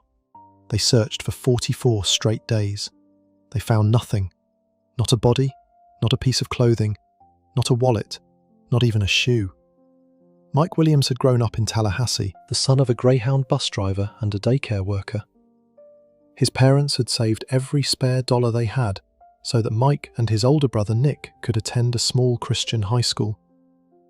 Mike had been the kind of kid every parent hoped for. He was the student council president. He played football. He worked nights in supermarkets to help his family. He met his wife Denise Merrill in 10th grade. She was a cheerleader. She had been voted homecoming queen. They started dating young and stayed together. They went to college at Florida State University together. They got married in 1994. Mike became a real estate appraiser. By the year 2000, he was earning around $200,000 a year, which his boss said he had earned by being the hardest working man he had ever known. Mike would come home, eat dinner with his wife and daughter, put his daughter to bed, and then drive back to his office to keep working through the night. He had bought a $1 million life insurance policy on himself less than a year before he disappeared. The man who sold him the policy was his best friend in the world, a man named Brian Winchester. Mike and Brian had grown up together. They had been close since childhood. Their wives were close too. The Winchesters and the Williamses double dated. They went to dinner together. They went on family trips together. The two couples were the kind of friends who showed up at each other's birthdays and helped each other through hard times. Mike trusted Brian with his life. He had also trusted him with his life insurance policy. What Mike did not know, and what nobody around him knew, was that his wife had been having an affair with his best friend since 1997. Brian Winchester and Denise Williams had been sleeping together for over 3 years before that December morning. They had hidden it perfectly. The four of them had continued going on couples trips together, while Brian and Denise were quietly meeting in private. Mike never had any idea. Denise's family was deeply religious and looked down on divorce. She had told Brian she could never leave Mike publicly. She was also afraid that if she divorced Mike, she would have to share custody of their baby daughter. Brian and Denise had decided that the only way for them to be together was if Mike was no longer alive. According to Brian's later confession, the two of them had spent months talking about how to do it. Denise suggested staging a boating accident in the Gulf of Mexico that would kill both Mike and Brian's wife at the same time. Brian refused. He did not want to kill the mother of his own children. They considered staging a robbery at Mike's office. They rejected that plan too. Then, one day, Brian and Mike had been hunting together in Arkansas, and Mike had stepped into a patch of quicksand. Brian had pulled him out. That was the moment Brian came up with the final plan. They would stage a duck hunting accident. Mike was an experienced duck hunter. He spent his weekends at Lake Seminole. Nobody would think twice if he drowned out there. On the morning of December 16th, 2000, Brian Winchester met Mike at the lake. Brian had told Mike about a secret hunting spot only he knew about. He told Mike to put on his waders, which are heavy, waterproof rubber pants that go up to the chest. Brian told Mike that wading in deep water without them was dangerous. Once they were out in the boat, in deep water, Brian shoved Mike overboard. The plan was that the heavy, water-filled waders would drag Mike down to the bottom of the lake. He would drown. The death would look like an ordinary hunting accident. Mike did not drown. He was a strong swimmer. He kicked off the waders. He swam to a tree stump sticking out of the water and held onto it. He cried out for help. He looked at his best friend in the boat and called for him. Brian Winchester loaded a gun he had brought with him. He circled the boat around Mike twice. Then he raised the gun and shot Mike in the head. He killed his best friend in the open water of Lake Seminole. Mike was 31 years old. He had a baby daughter at home who was about to lose her father. Brian pulled the body into the boat. He drove home with Mike's body in his truck. He buried his best friend in a remote dry creek bed near a place called Carr Lake, almost an hour away from Lake Seminole. He went home to his wife Kathy and got back into bed beside her so he would have an alibi if anyone ever asked where he had been that morning. Then later that day, when the search began, he showed up to help look for Mike. He hugged Denise. He hugged Mike's mother, Cheryl. He pretended to be a worried friend. Denise played her part beautifully. She avoided the media. She kept quiet. She let everyone assume she was a destroyed widow grieving in private. The search dragged on for 44 days. By February 2001, the official search was called off.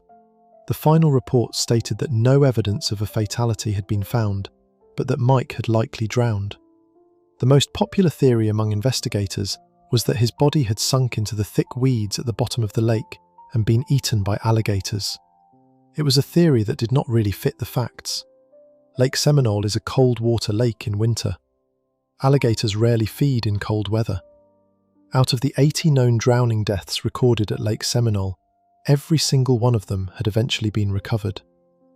Every one except Mike Williams. On February 11, 2001, the day after the search officially ended, Denise Williams held a memorial service for her husband at Thomasville Road Baptist Church. She stood next to her husband's mother. She accepted condolences. She held her toddler daughter on her hip. She did all of it knowing exactly where his body was buried. In June 2001, an angler fishing at Lake Seminole found a pair of waders floating on the surface. Divers were sent back down. They recovered a hunting jacket.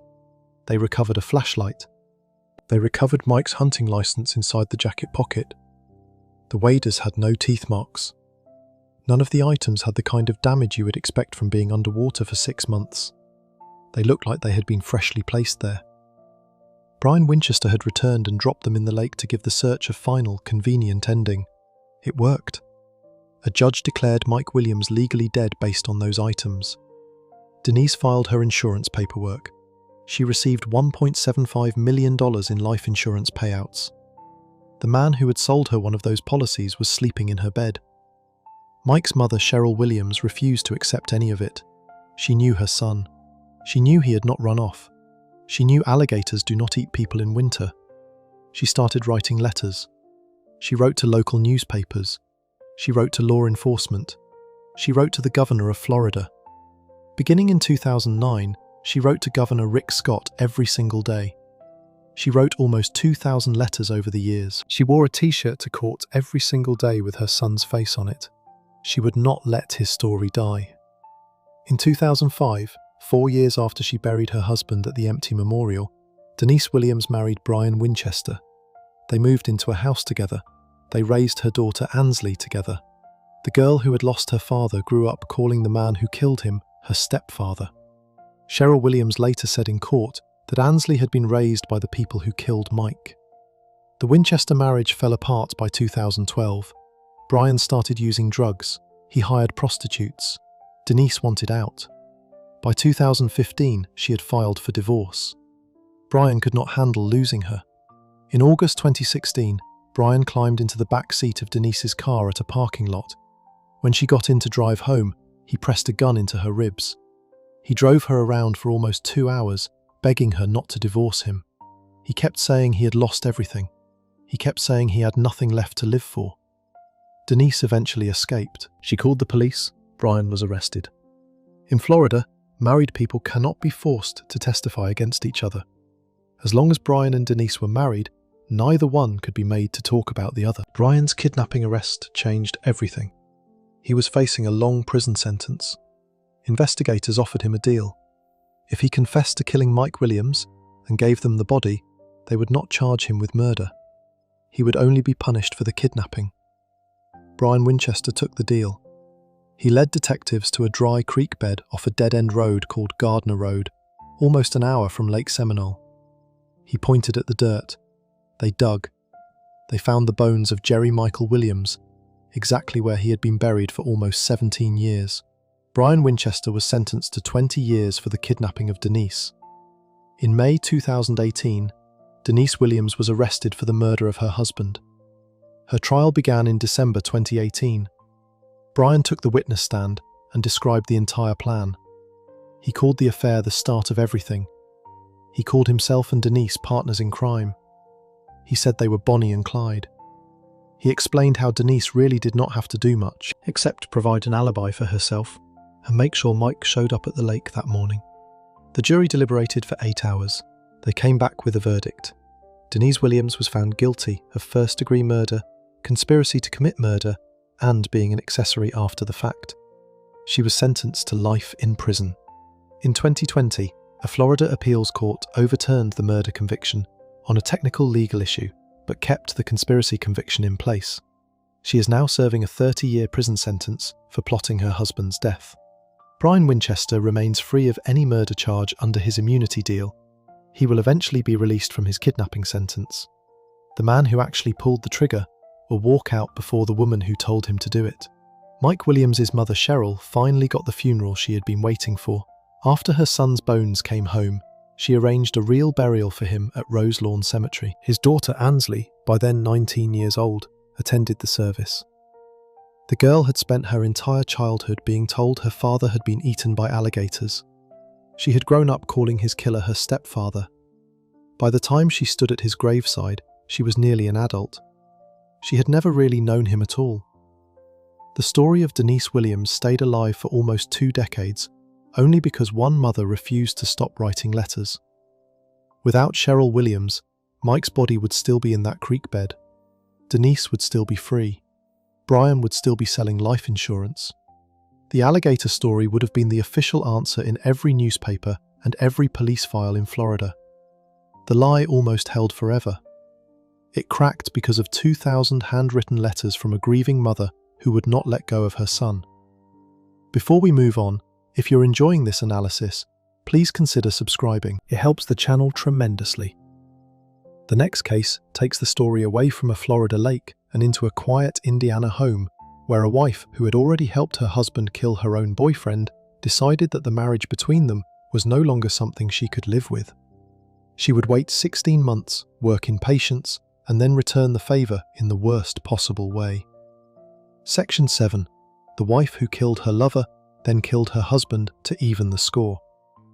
In a small Indiana town called Hobart, on the morning of February 20th, 2016, a woman named Kelly Cochran picked up the phone and called 911. She told the dispatcher that her husband Jason was not breathing. She said she had woken up beside him and had not been able to wake him. The paramedics raced to the home. They found 37-year-old Jason Cochran motionless in his own bed. They tried to revive him. They failed. The officers on the scene noticed that the room had a faint smell of rubbing alcohol. They noticed needle marks on Jason's arm. The first thought was that he had taken too much heroin. Kelly told them through tears that her husband had been struggling with the painkillers for years, ever since his back gave out doing manual labour. The paramedics agreed that it looked like an overdose. Kelly cried. She held the hands of her family members. She told her friends online that the day was the hardest day she would ever live through. The local police closed the file and labelled it accidental. Kelly Cochran held a memorial service for the man she had grown up next door to. She posted on Facebook that her husband and best friend was gone, and that this was the hardest thing she would ever have to deal with. Within 3 months, she would be in handcuffs in a jail cell in Kentucky, charged with 2 killings. The man she had buried in February was the second body she had hidden in less than 2 years. Kelly Cochran was born in 1980 in northern Indiana. She grew up next door to a boy named Jason Cochran. They had been inseparable since childhood. Their houses shared a fence. They walked to school together. They held hands as kids. They never really dated anyone else seriously. When Kelly graduated from high school in 2002, they got married almost immediately. According to Kelly's later confession, the two of them made a strange promise on their wedding night. They agreed that if either one of them ever cheated on the other, the cheating spouse would have to either kill the person they cheated with or be killed themselves. They called it a pact. It sounded like a young couple's dramatic inside joke. It would turn out to be the contract that ended both their lives. For over a decade, the Cochrans lived ordinary lives in Indiana. They started a small swimming pool maintenance business together. Jason did the heavy labour, Kelly handled the paperwork. By the early 2000s, the work had broken Jason's back. He had constant chronic pain. He started taking painkillers and then heroin to cope. The bills started piling up. The couple decided to move. In 2013, they relocated to a small mining town called Caspian in the Upper Peninsula of Michigan. The Upper Peninsula is the kind of place where everyone knows everyone, and the winters are long and dark, and the woods stretch on forever in every direction. They both took jobs at a factory that made parts for naval ships. That factory was where Kelly Cochran met a 53-year-old man named Christopher Regan. He was tall, thoughtful, and kind. He was a divorced Air Force veteran. He had grown up in Detroit. He had served his country. He had 2 kids. He worked hard. He was 20 years older than Kelly. None of that stopped them. By 2014, Kelly and Chris were deep into an affair. Chris also had a girlfriend named Terry O'Donnell. He had been seeing her on and off for years. He was not exactly being faithful to her either, but he loved her in his own way. Their relationship had cooled off recently. Chris had just accepted a new job in Asheville, North Carolina, and he was planning to leave Iron River entirely for a fresh start. Before he could leave, he had agreed to spend Thanksgiving with Terry. They were going to try to patch things up.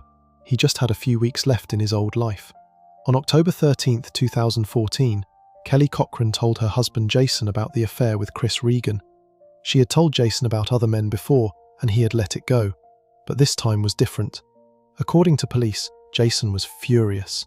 They argued through the night. The pact they had made on their wedding night came back into the room. The promise from 12 years earlier was no longer a joke. Jason told his wife exactly what was going to happen. The next night, October 14, 2014, Kelly invited Chris Regan over to her house. She told him to come over for dinner and sex. He drove to the small home on Adams Street in Caspian. He arrived around 10 in the evening. While Chris was inside the house with Kelly, Jason Cochran was waiting in the basement with a .22 caliber rifle. He came up the stairs. He raised the rifle. He shot Christopher Regan once in the head. The bullet went in just above the right eye. Chris collapsed.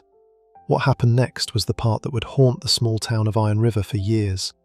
Kelly and Jason carried the body down to the basement.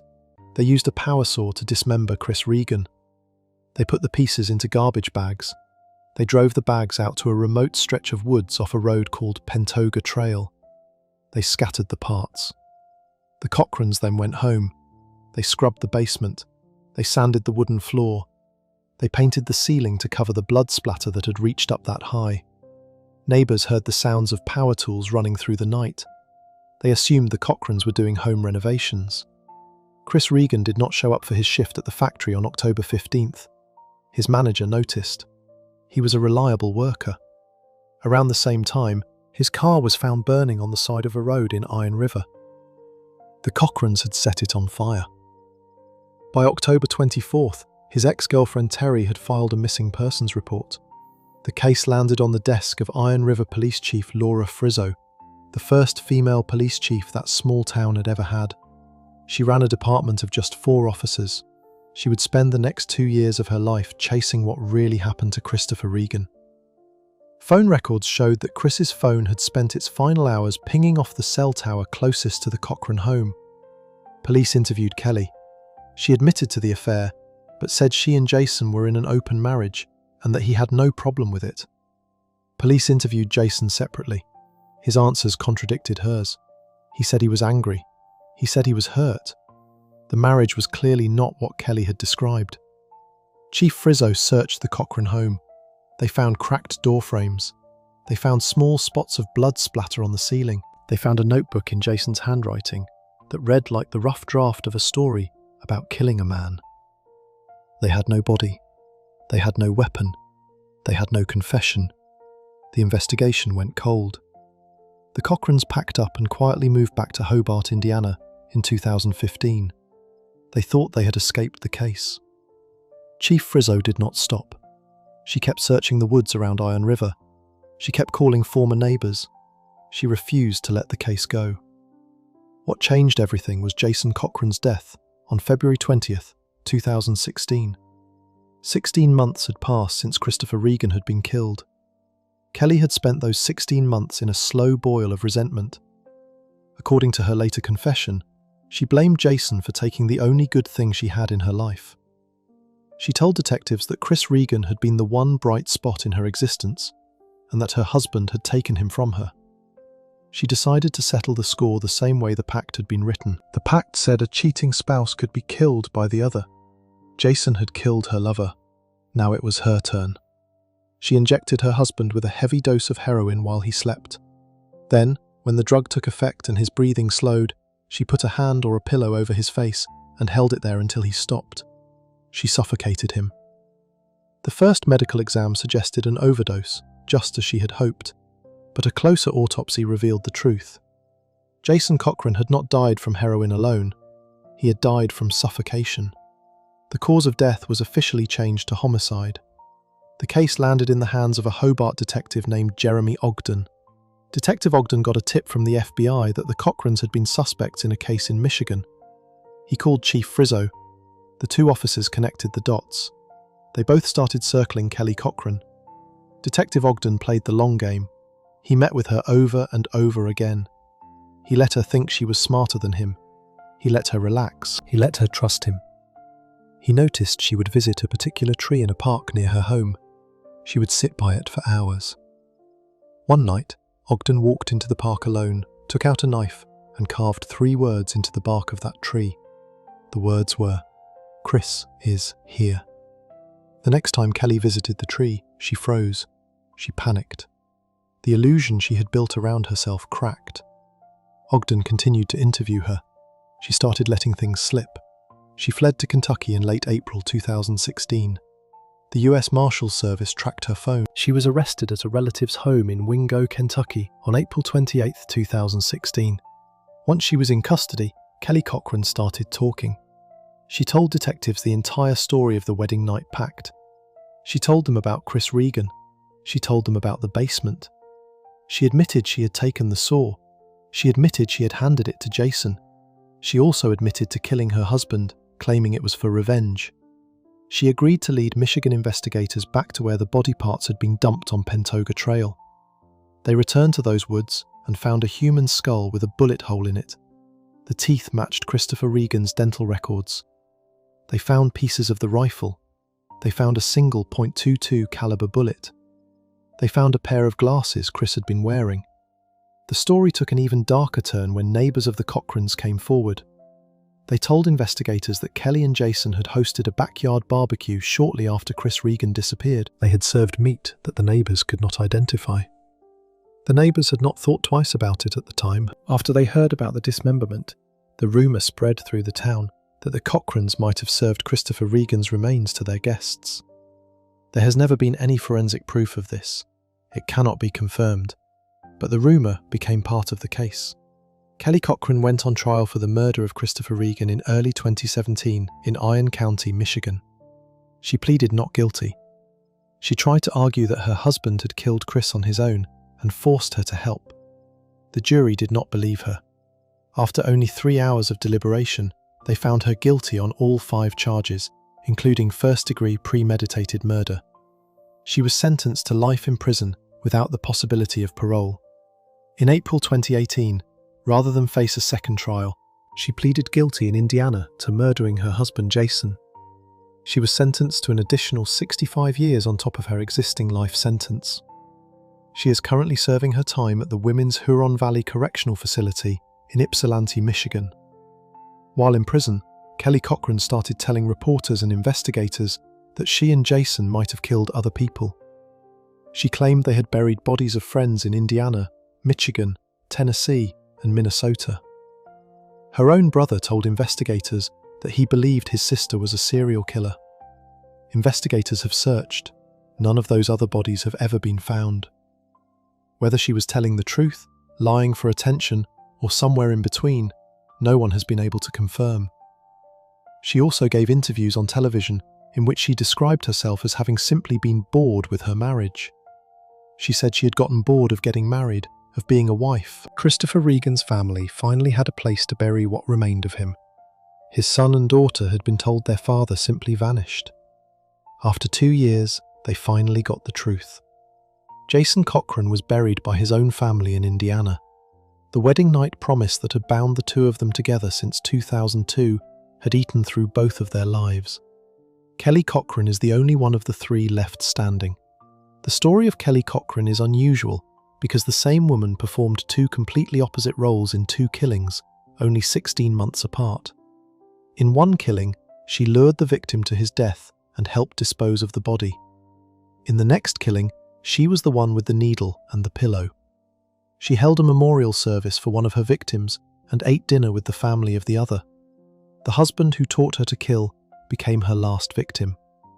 The killer turned the rules of her own marriage against the man who had written them with her. Before we move on, if you're enjoying this analysis, please consider subscribing. It helps the channel tremendously.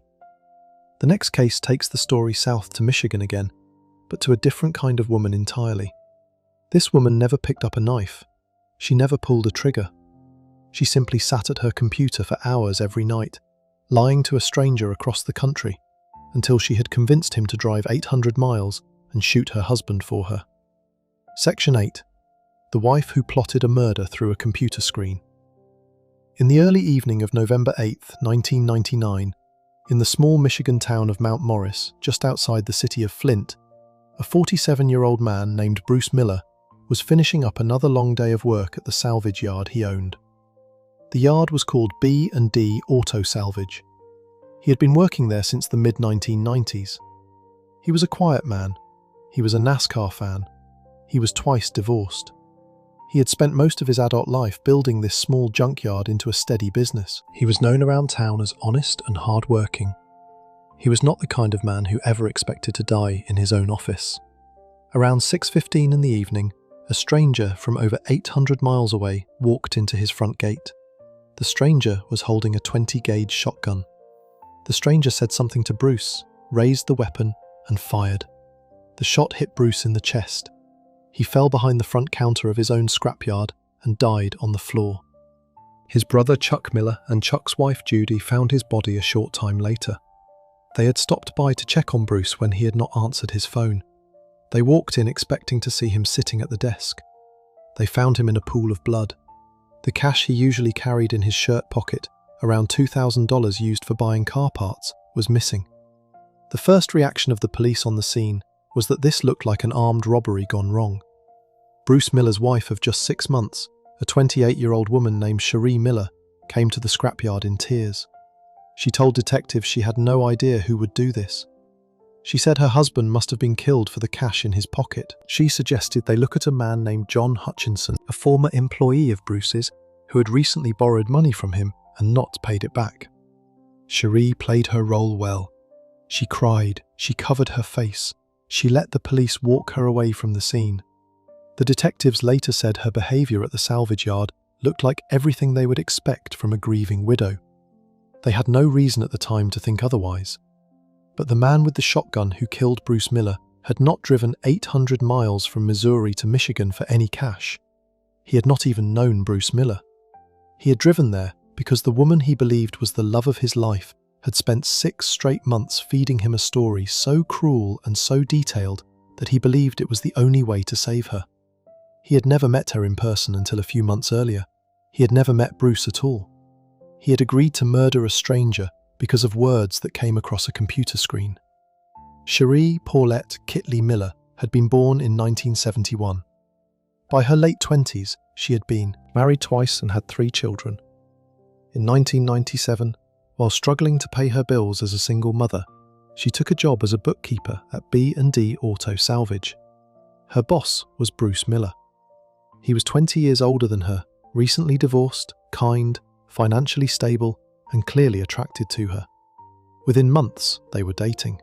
By April 23, 1999, they had eloped to a chapel in Las Vegas and gotten married. Sheree and her 3 kids moved into Bruce's home. Bruce treated her children like his own. Friends of his described him as a man who finally seemed truly happy. The trouble was, by the time of the wedding, Sheree was already lying to her new husband on a level he could not have imagined. She had become obsessed with internet chat rooms. The internet was still a young thing in 1999. AOL chat rooms were filled with strangers across the country looking to talk. While Bruce worked his long shifts at the salvage yard, Sheree sat at home in front of the family computer for entire days at a time. She would later describe her online life as a video game. She said it was like every man she met online was a new level she could play, and the goal was to see how much she could make him believe. In one of those chat rooms in early 1999, she met a man named Jerry Caster. Jerry was a 39-year-old former police officer from Kansas City, Missouri.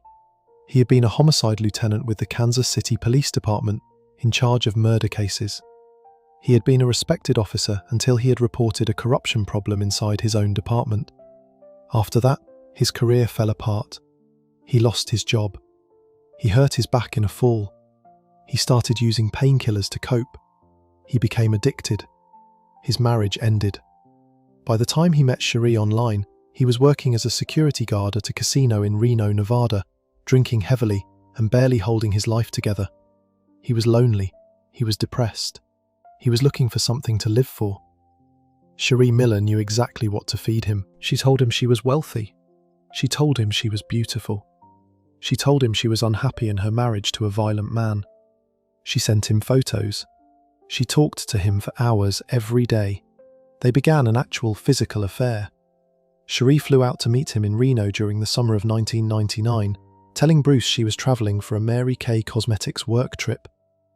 By the fall of 1999, Jerry Caster believed he was deeply in love with her. He told his own mother that Sheree was the woman of his dreams. Then Sheree started telling him the lies that would end Bruce's life. She told Jerry that her husband was beating her. She sent him photos of dark bruises across her stomach and arms. The bruises had been painted on with cosmetics and shadowed makeup. She told Jerry she was pregnant with his child. To prove it, she sent him sonogram pictures of a baby in the womb. The sonograms were 5 and 6 years old from her previous pregnancies with her older children. She told him she was carrying his twins. She had her tubes tied years earlier. She could not have been pregnant at all. To make it look real, she pushed her stomach out and took photos of herself sideways. She sent the photos to Jerry. He believed every word. Then she told him she had lost the babies. She told him that Bruce had found out she was pregnant by another man and had beaten her until she miscarried. She sent him another email, supposedly from Bruce's account, saying that she had grown fat carrying babies that did not belong to him, and that she had decided to get rid of them. The email was actually written by Sheree herself from a fake account. She also sent Jerry a final message a couple of days before the murder, claiming that Bruce had hired several men to gang rape her and beat her until she lost the babies. Jerry Caster, a former homicide detective and a man already on the edge, completely lost his mind. He believed his children had been killed inside the woman he loved. He believed her life was now in danger.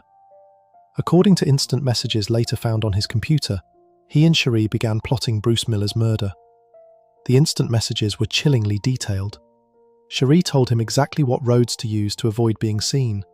She told him the best way to approach the salvage yard. She told him to shoot Bruce inside the office to keep the noise down.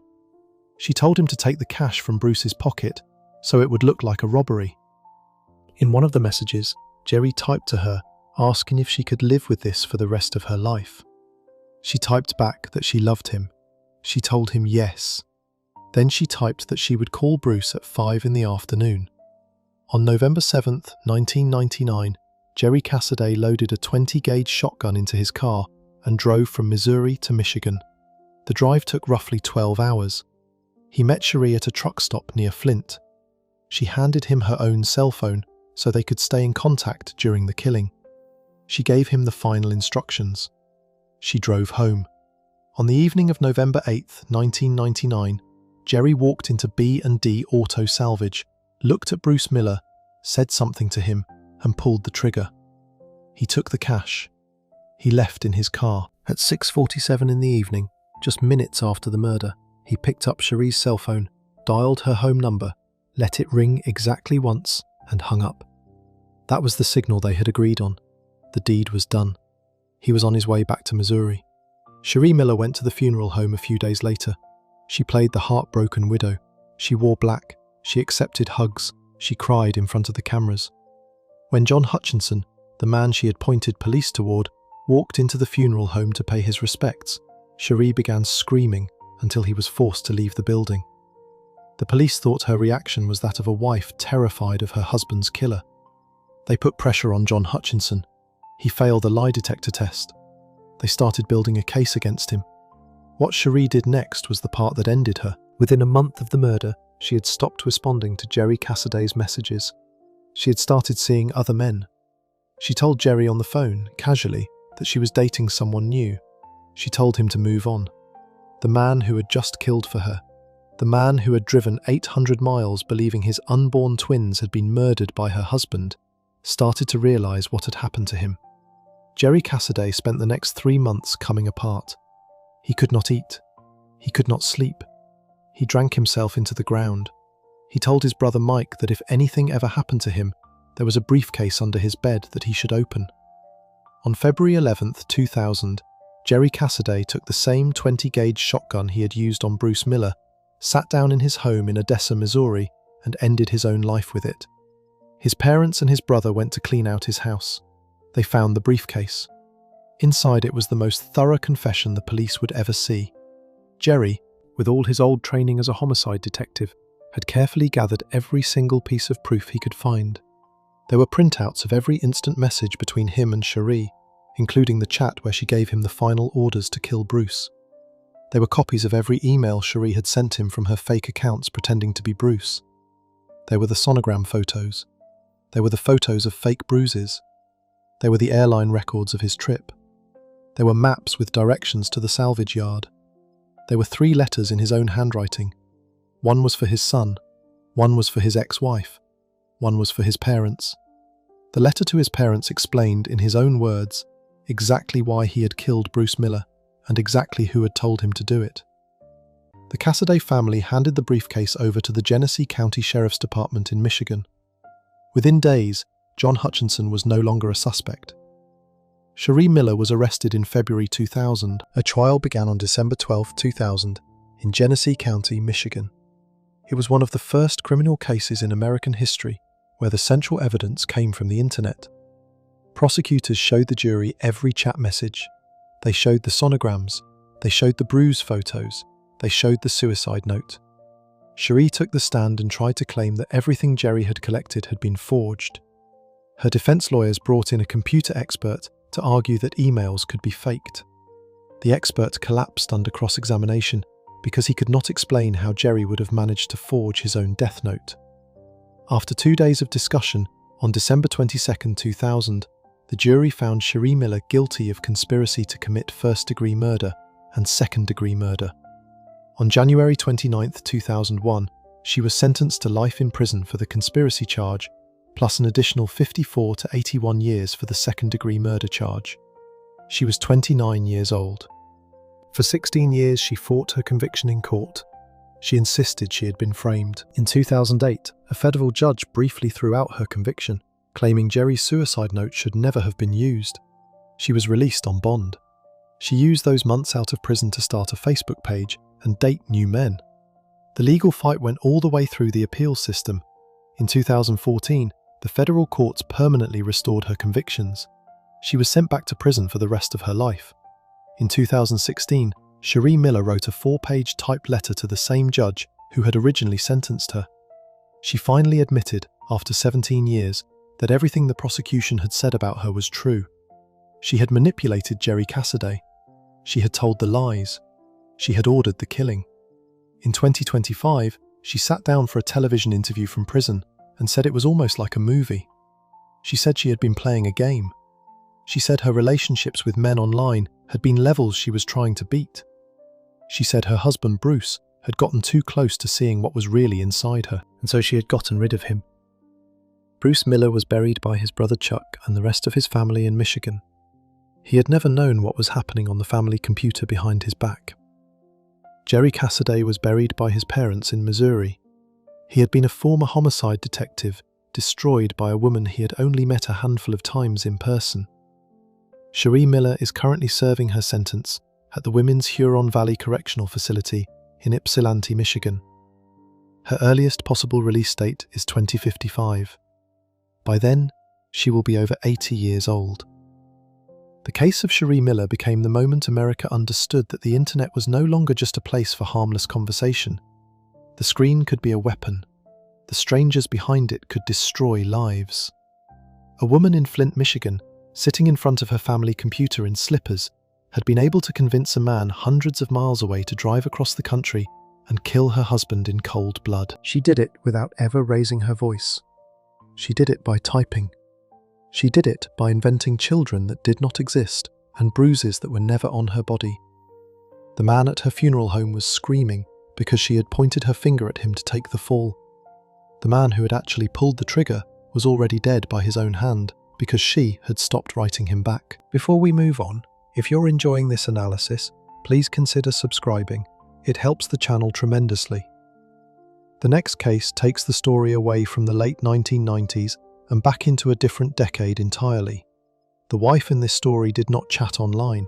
She did not send fake sonograms. She walked into a North Carolina church carrying homemade banana pudding for her dying boyfriend, and the boyfriend was only the third or fourth man around her who had quietly died of the exact same poison. Section 9. The quiet church lady who poisoned every man who got close. In the small southern town of Burlington, North Carolina, on a warm spring evening in April 1989, a 56-year-old preacher named Dwight Moore stood at the altar of his church and married the woman of his dreams. His new wife was a soft-spoken, gentle, church-going widow named Blanch. She was 56 years old. She had been a daily volunteer at the church for years. She brought casseroles to the sick. She read scripture in Sunday school. She wore tortoiseshell glasses and modest dresses and hummed hymns under her breath while she cooked. The congregation called her one of the kindest women in town. Dwight Moore had been divorced for years before he met her on Easter Sunday 1985, and he had thanked God ever since for the chance to marry someone so devoted to faith and family. Their wedding was a small, joyful ceremony. Their honeymoon trip began the next day. Within hours of returning home from that honeymoon, Dwight Moore was throwing up uncontrollably and could not stand on his own feet. He told doctors he believed he was dying. He had eaten food his new wife had prepared. He could feel the strength leaving his arms and legs. He was rushed to the hospital. Doctors had no idea what was wrong with him. He was 56 years old, healthy, a non-drinker, a non-smoker, an active outdoor man. 2 weeks earlier, he had been a bridegroom on the steps of his own church. Now he was lying in a hospital bed, barely able to breathe. A team of doctors at North Carolina Memorial Hospital in Chapel Hill ran every possible test. They tried treatment after treatment. Nothing worked. He kept getting weaker. As the doctors stood at his bedside, Dwight Moore told them through cracked lips that he had been working with weed killer in his garden the week before. He thought maybe that had something to do with it. The doctors ordered a special test for poisoning. The result that came back changed every single thing about the case. Dwight Moore had 20 times the lethal dose of arsenic in his bloodstream. It was the highest amount of arsenic ever found in a living person at that hospital. By every medical rule, he should have already been dead. He was not. His strong constitution had kept him fighting. Investigators were notified. The North Carolina State Bureau of Investigation came in. Dwight Moore was placed under hospital protection. They did not allow his wife in to visit him alone. From his hospital bed, the dying preacher told the detectives something they would never forget. He said his wife had once had a long-term boyfriend before him, a man named Raymond Reed. Raymond had died a few years earlier of a strange disease called Guillain-Barré syndrome, which causes the body to lose feeling in its arms and legs. Dwight told the detectives that the symptoms Raymond had died from sounded almost exactly like what was happening to him. He said maybe they should look into Raymond's death too. Detectives looked into it. Then they looked into the death of his wife's first husband. Then they looked into the death of her father. Then they looked into the death of her mother-in-law. The deeper they dug, the more bodies turned up around the same quiet, church-going woman. Her name was Blanch Kaiser Taylor Moore. She had been born in 1933 in Concord, North Carolina. Her father was a mill worker who served as a self-styled Baptist preacher in his free time. According to Blanch, her father had been a violent and cruel alcoholic who had abused her terribly as a child. He died in 1966 of what was officially listed as a heart attack. He was 62 years old. Investigators would later dig up his body and find arsenic in his bones. Blanch married her first husband, James Napoleon Taylor, in 1952 when she was 19 and he was 24. He was a Korean War veteran. He worked as a furniture restorer. She had 2 daughters with him. By 1962, Blanch had taken a job as a cashier at a local Kroger supermarket in Burlington, North Carolina. She slowly worked her way up the ranks. She became a bookkeeper. She became a head cashier, the highest position the company at that time allowed a woman to hold. James Taylor died on April 26, 1973, at the age of 45. He was found dead in their home. The cause of death was listed as a heart attack. Blanch refused an autopsy. She was 40 years old and a widow with 2 daughters to support. By that point, Blanch had already been having an affair for nearly a decade with her boss at Kroger, an assistant manager named Raymond Carlton Reed Sr. The 2 of them had been carrying on quietly behind James's back since 1965. Once James was dead, Blanch and Raymond began openly dating. They never married, though they were a recognised couple at work and at church. He worked his way up to manager of a Kroger store in Winston-Salem. He was kind, hard-working, and loved her. According to co-workers, he had told friends he probably would have married her, except she did not want to leave Burlington and her family. In 1985, Blanch met Dwight Moore at her church on Easter Sunday. He was the new preacher. He was 52 years old. He was divorced. He found her quiet faith calming. They began having lunches together. He had no idea Blanch was still seeing Raymond Reed behind his back. The 2 relationships ran in parallel for months. In 1986, Raymond Reed started getting sick. The illness came in waves: severe stomach pain, vomiting, diarrhea, a skin rash, numbness in his hands and feet. He was admitted to North Carolina Baptist Hospital in Winston-Salem in April 1986. Doctors thought it was a stubborn case of shingles. They could not figure out exactly what was wrong with him.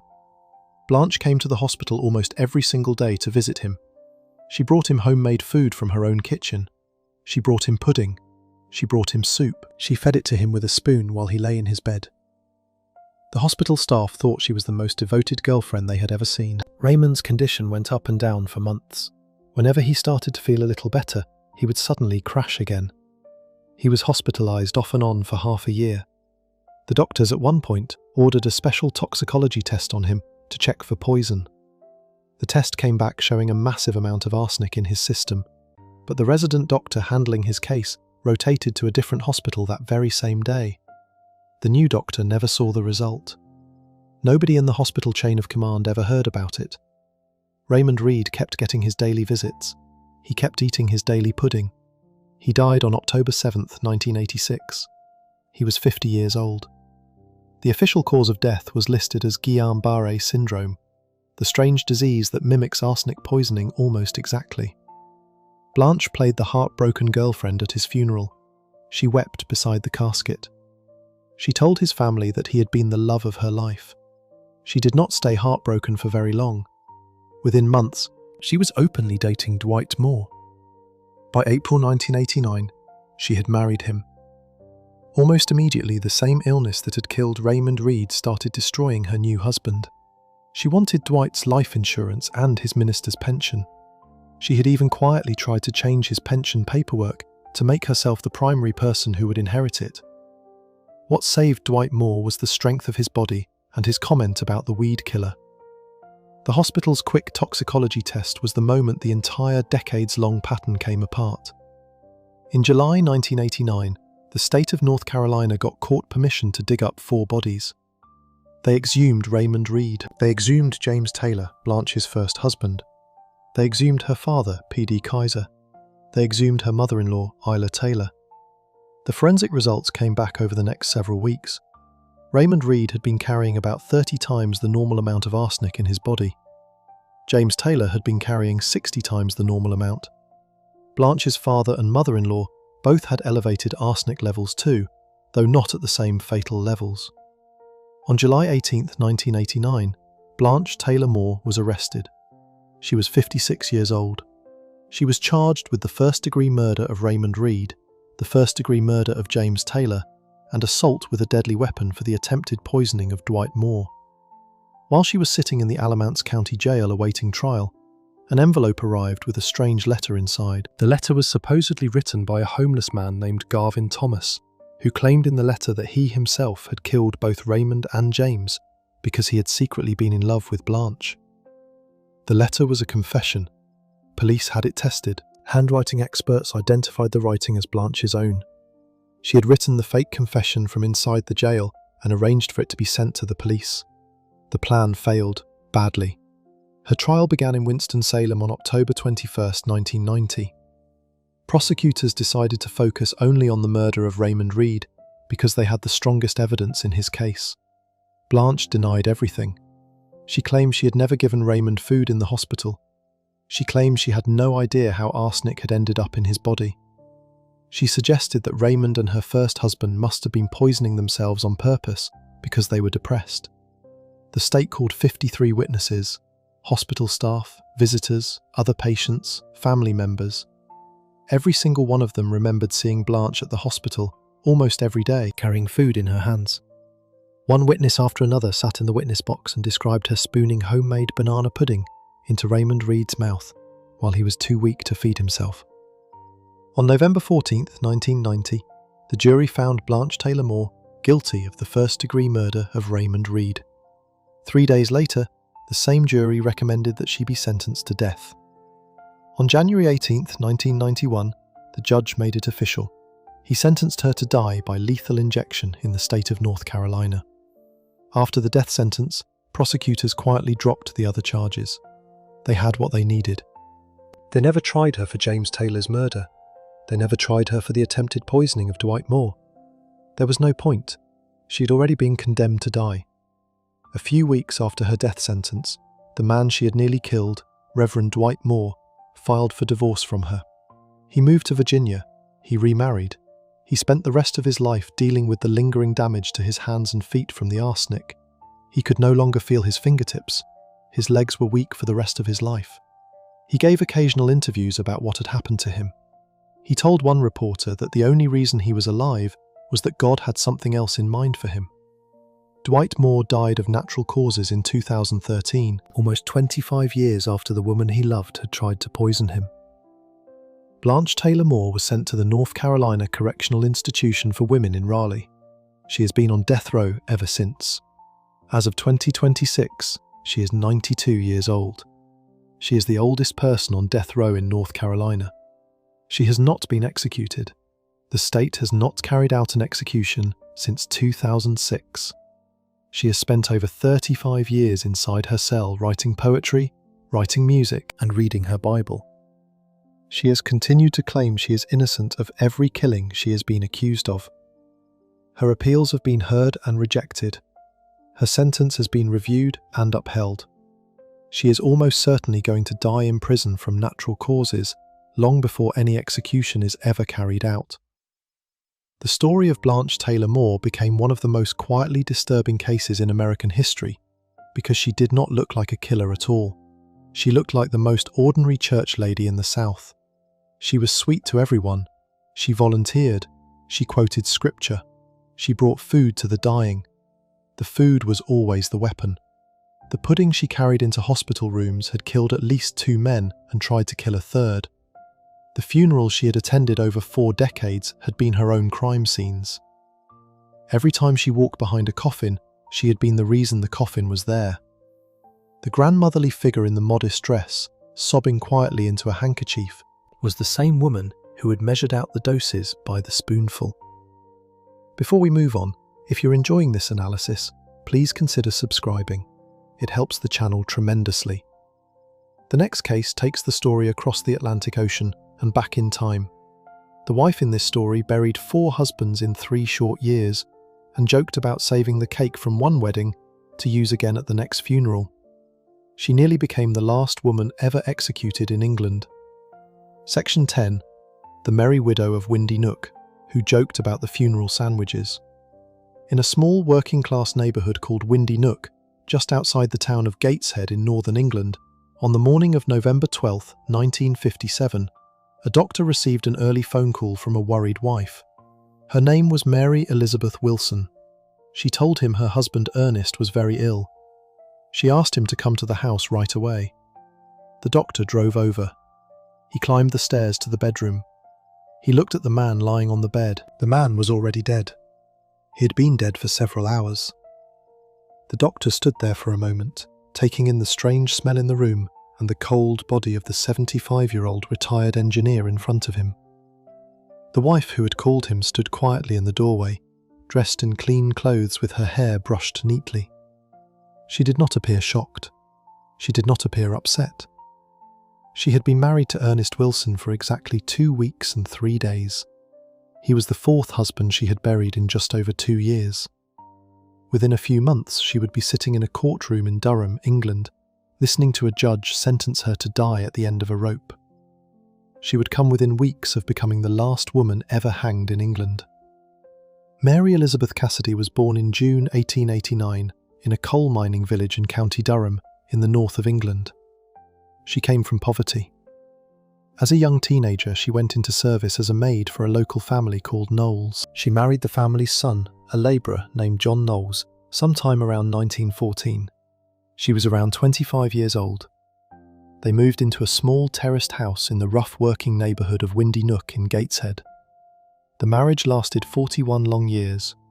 They lived together in the same little house through 2 world wars, through the Great Depression, through coal strikes and bombings and rationing. They were poor for the entire time. Mary worked, John worked. They never had much.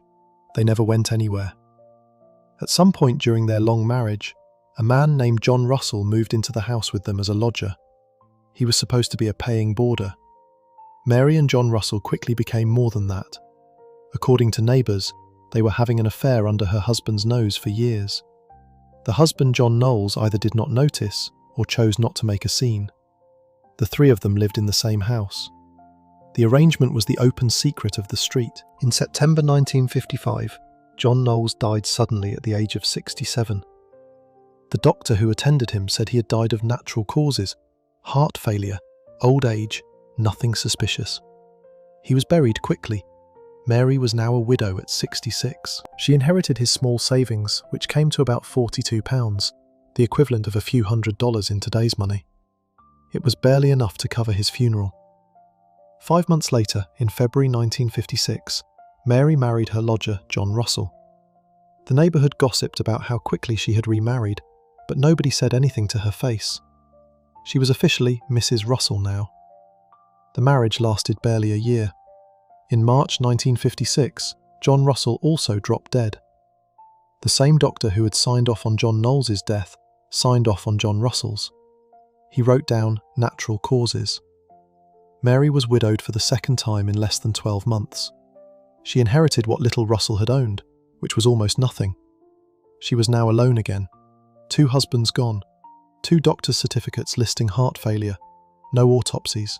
No questions. She did not stay alone for long. In June 1957, at the age of 68, Mary married a 3rd man. His name was Oliver Leonard. He was a 75-year-old retired estate agent. He was a respectable man with a small pension and a few £100s in savings. They were married in a civil ceremony at the registry office in Jarrow. They had a small wedding reception. They went home to set up house together. 12 days later, Oliver Leonard was dead. He had complained of stomach pains. He had vomited. He had been weak for a few days. Then he was gone. The doctor who attended him diagnosed heart failure and a touch of pneumonia.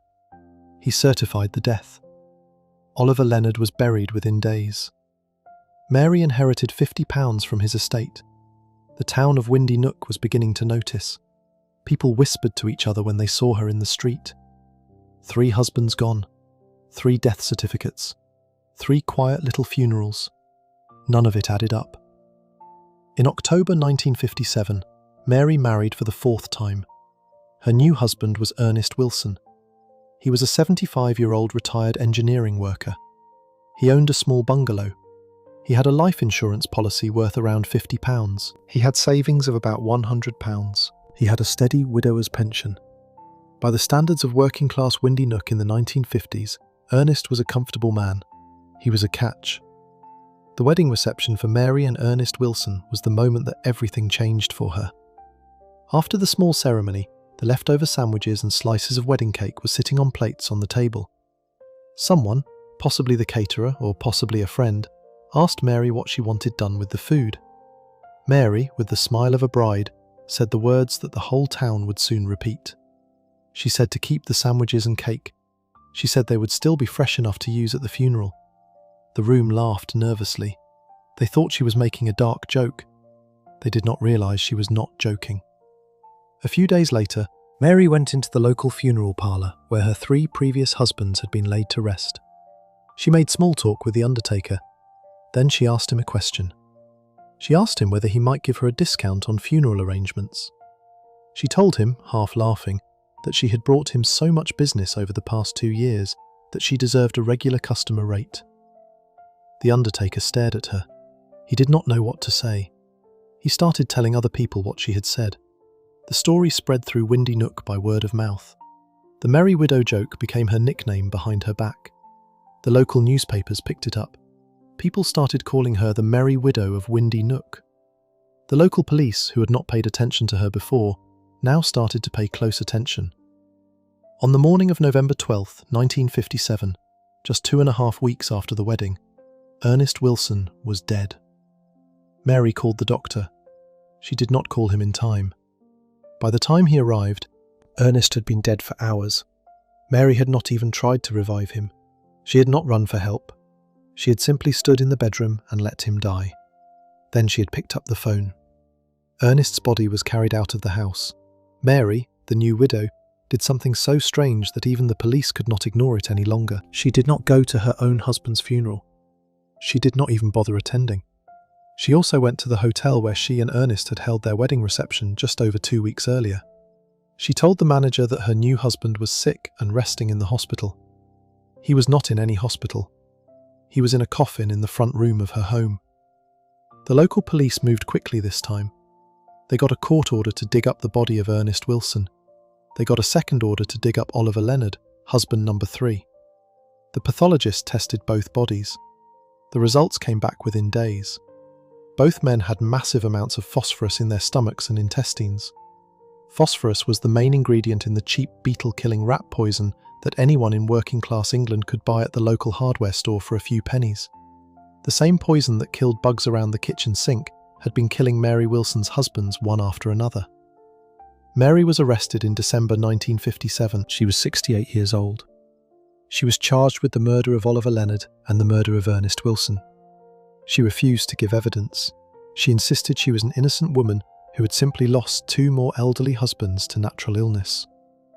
Her trial opened at Leeds Assizes in March 1958.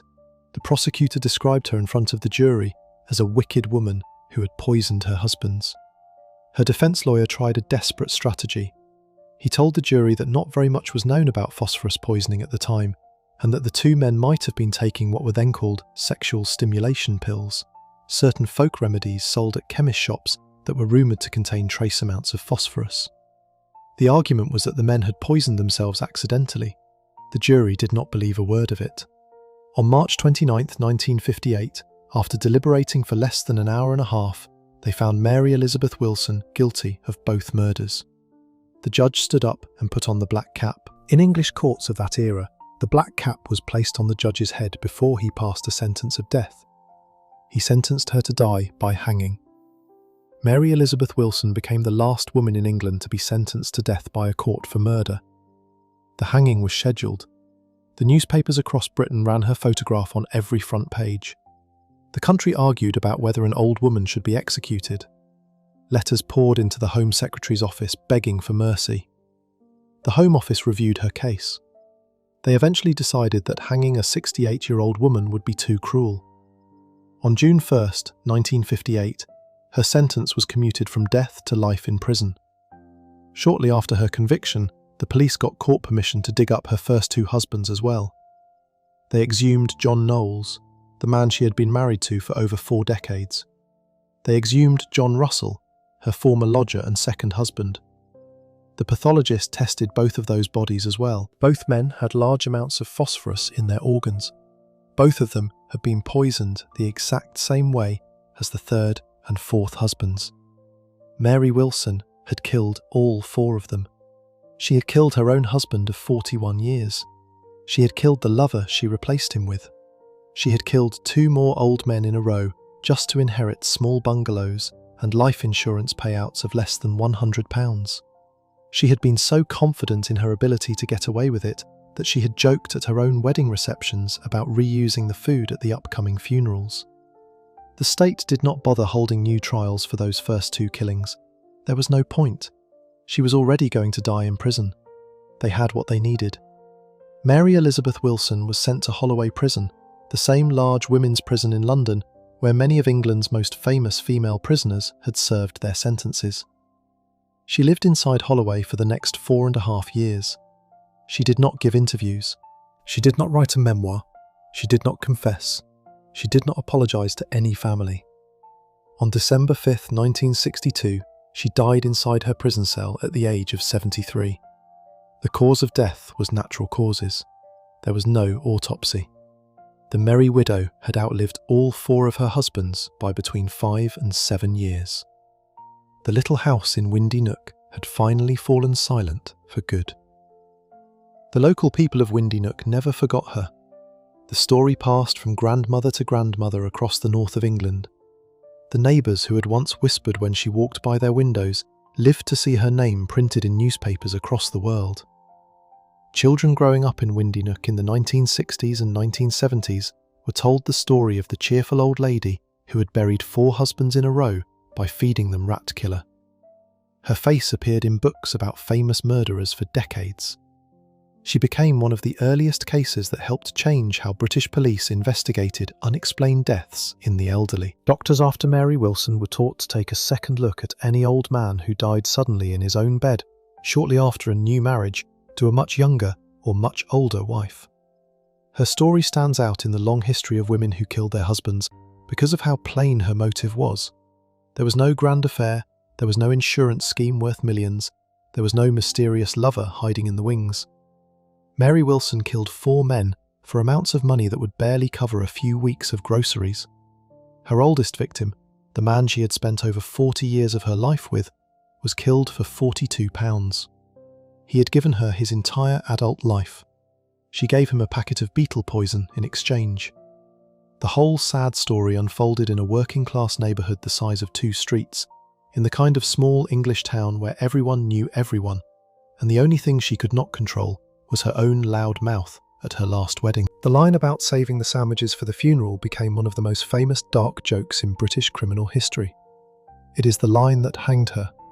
If she had simply kept her mouth shut at her own wedding reception, the bodies of her 4 husbands might still be sitting quietly underground today, with nobody ever bothering to dig them up. 10 women across 10 different decades and 3 different countries. Different methods, different motives. The same chilling truth lives at the heart of every single one of these cases. The most dangerous person at almost every funeral was the widow standing closest to the casket. The tears were the performance. The grief was the cover. The black dress was the costume. Behind every one of these stories was a wife who had decided that the easiest way out of a marriage was through the cemetery gates. They held their husband's hands while the priest spoke.